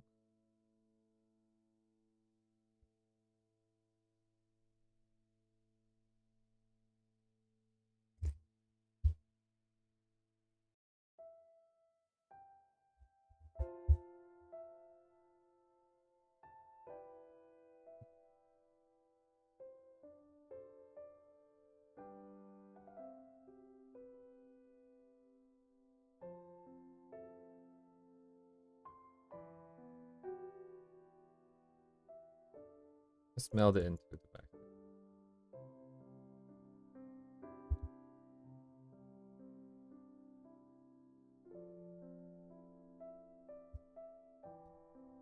I don't exactly know what I'm doing. It just feels like I need to do some of these gradients. So this is L, right? And this is my gradient.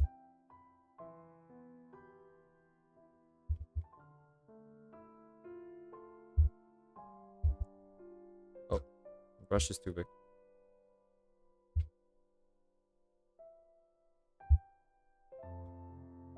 And then there's definitely subsurface scattering, so we need SSS over here. And we want to bring the reds in. Not red. Sorry, the orange in. Not too much. It looks quite a lot though. Right, this part is kind of translucent. It's a bit tricky.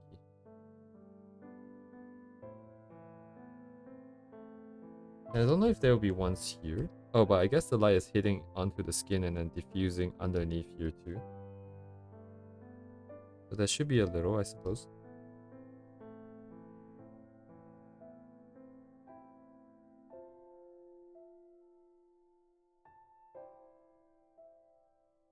Yeah, I shouldn't have played with the opacity. I should have kept the opacity the same because now we have bleeding. We have it bleeding through. So we definitely want to have a main layer for blocking. So layer for blocking.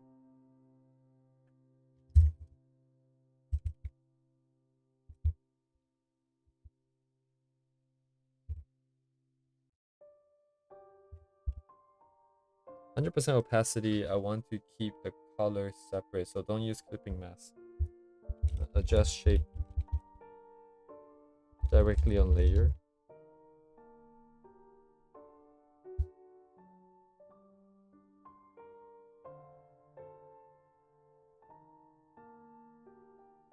I don't like the color, but SSS must exist here, so we just need to play around with the hue.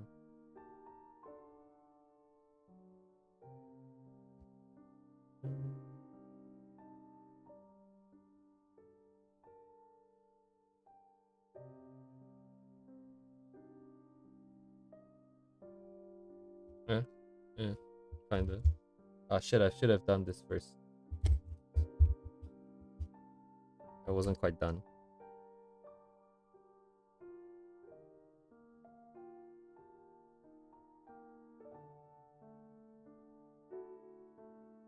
I don't know what's happening in the shoulder, so I'm just gonna pretend it doesn't exist. I'll leave it.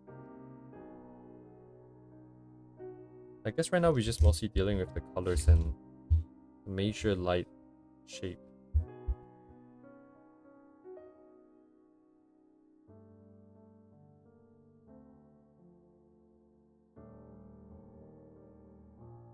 Eventually we need to figure out some brush strokes and stuff, rendering and stuff like that. Okay.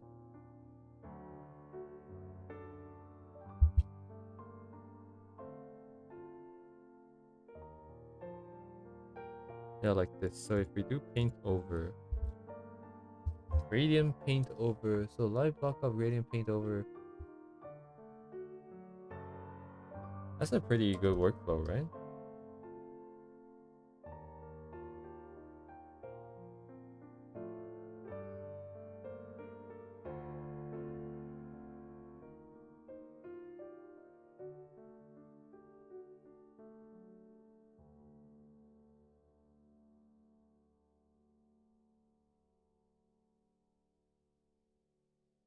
I'm not paying too much attention to the back here, so then what the hell am I doing actually?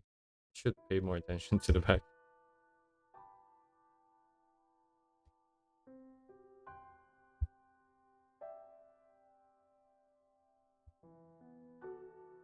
What am I lacking here?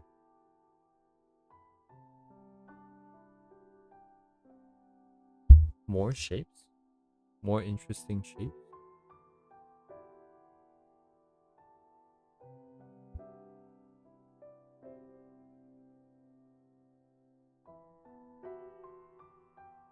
Oh crap, it's 1 a.m. Holy shit.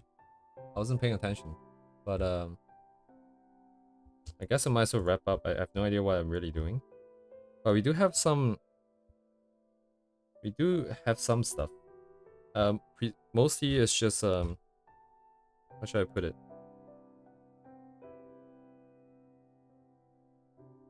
Stuff that I can build off of.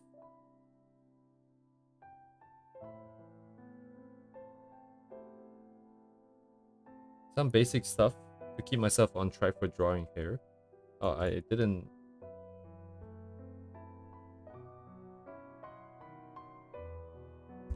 Hairline. Actually,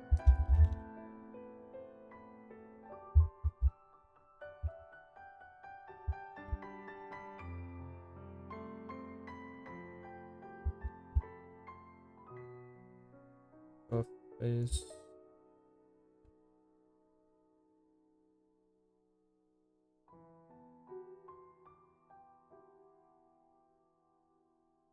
Edges depend on. So this is all layer 1, actually.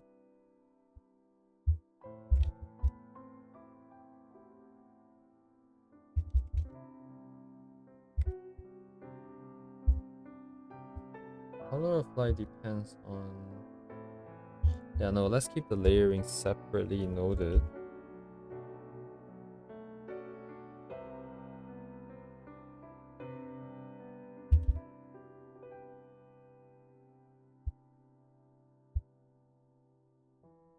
So this is base layer.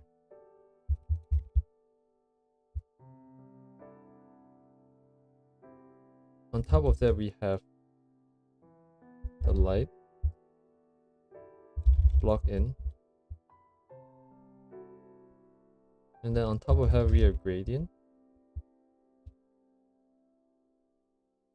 So what's the gradient's purpose? So either adding color or adjusting for strength of light. So fall off, basically.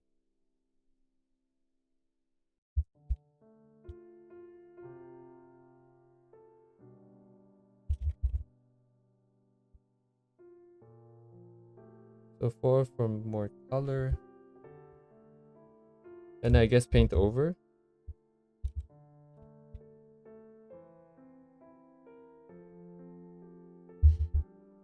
And essentially, this is one block. What is base color? Base color would be the darkest possible color for that block. And everything else is a light that applies on top. This way, conceptually, it's clear. That means difference in colors occurs because there is a specific light source that's hitting it. So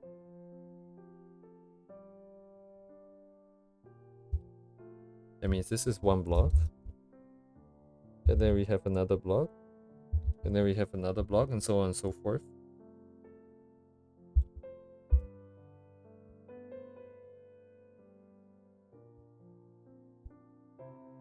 So layering. And I don't know if how you guys feel about this, but for me personally, I really need a structure. And having this structure in here means that later on when we do pay more attention to rendering. So I don't know when this will happen actually, because I didn't quite plan for it in my roadmap, but when we do eventually look at rendering and techniques to make things a little bit more interesting, then I can get to decide at what stage the rendering happens in. So it helps me understand what the rendering is doing. Like for example, if you have stuff that is just adjusting the, what was it? The overall shape of the light. Then I know that, okay, all these details are rendered because we are saying that this light is not hitting these areas. But then whereas the stuff within the blocked out light area, we have more rendering. So in that case, why is that happening? So all these highlights are here. First of all, because there's highlights. Second of all, because the different strokes are there to emulate the form of the hair, right? So I need the explanation because otherwise I cannot retain the information. I need a structure in place. So in this case, we have other lights and stuff. I cannot really explain this part though. It feels like it's on the underside that is lit. I'm not 100% sure. But yeah, we have the light parts, regardless of why the shape is the way it is. But it is on that one layer. And then details within that layer will occur within that. And it will be due to variations within that. Like the highlights here is also due to the highlight on the thing. Highlight maybe no, highlight itself is a light. So it kind of exists outside. I guess we also have to be aware that we cannot necessarily apply logic to everything. Sometimes it's just for aesthetic purposes. So block out layer, block out. And then this gradient, right? Then we have paint over, which would be where the details will go in on. Then we have, okay, let's ignore the highlights because that would be a different thing. Then the noise is an overall thing. So actually noise doesn't really quite fit into this picture. So we have the light block in. We have a little bit of gradient. So this is more desaturated. There's more purple. Then we have the shadow area. So in the case of the shadow area, it's not rendered too much, but there are some variances in the color. How will we do it? We will gradient through this because it's brighter here. Then we will pick some color and just paint it. So I guess we're just painting the forms. Yeah, it's definitely not as clear cut at times. just by painting some parts darker, you're subtly implying that the brighter parts are hit by some other light too. So in the purest form of my formula here, this base color is strictly the very darkest color, and everything else, including these barely different shades of, I don't know, gray, would be classified as a form of light that's on it. So I need to compromise on this structure for sure. But at the very least, for stronger light sources, this will work. And then base color plus its own set of layers will essentially be dealing with... how should I write this? So, strongest light.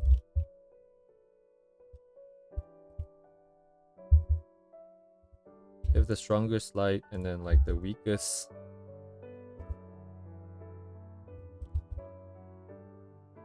light. But still with enough contrast. And then everything else will fall under this category, where the paint over here will be responsible for... Actually, no, it would just be this. So it will be the darkest areas plus some weak lighting. So this would be the structure that we'll go with moving forwards.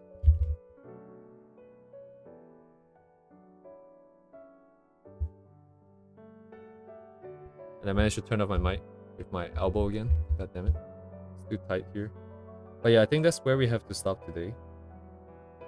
I didn't do too much drawing, mostly just trying to lay out the structure so that we can build off of this. Hopefully it's understandable. Because from now on, I will likely constantly refer to this.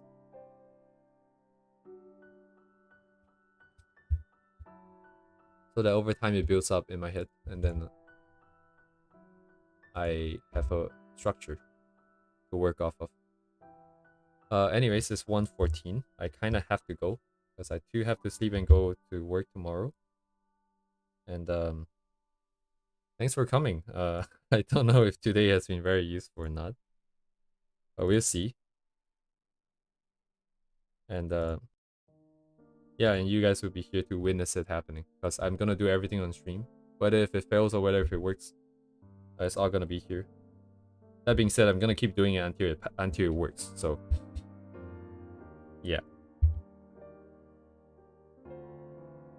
Yes.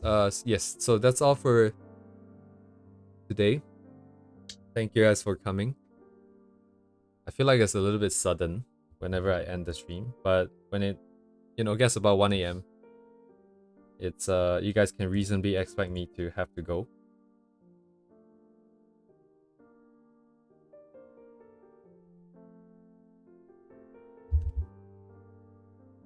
Yeah, so thanks for coming. I don't know why I'm getting more and more viewers. I guess I am providing some value. Happy to see that. I just keep doing what I do. And yeah. Anyways, I don't know how to end off. I need to have a good way of ending off. But anyways, I said anyways like 10 times. But thanks for coming again. Thanks for chatting. Thanks for just being here. I said that 3 times maybe. I don't know.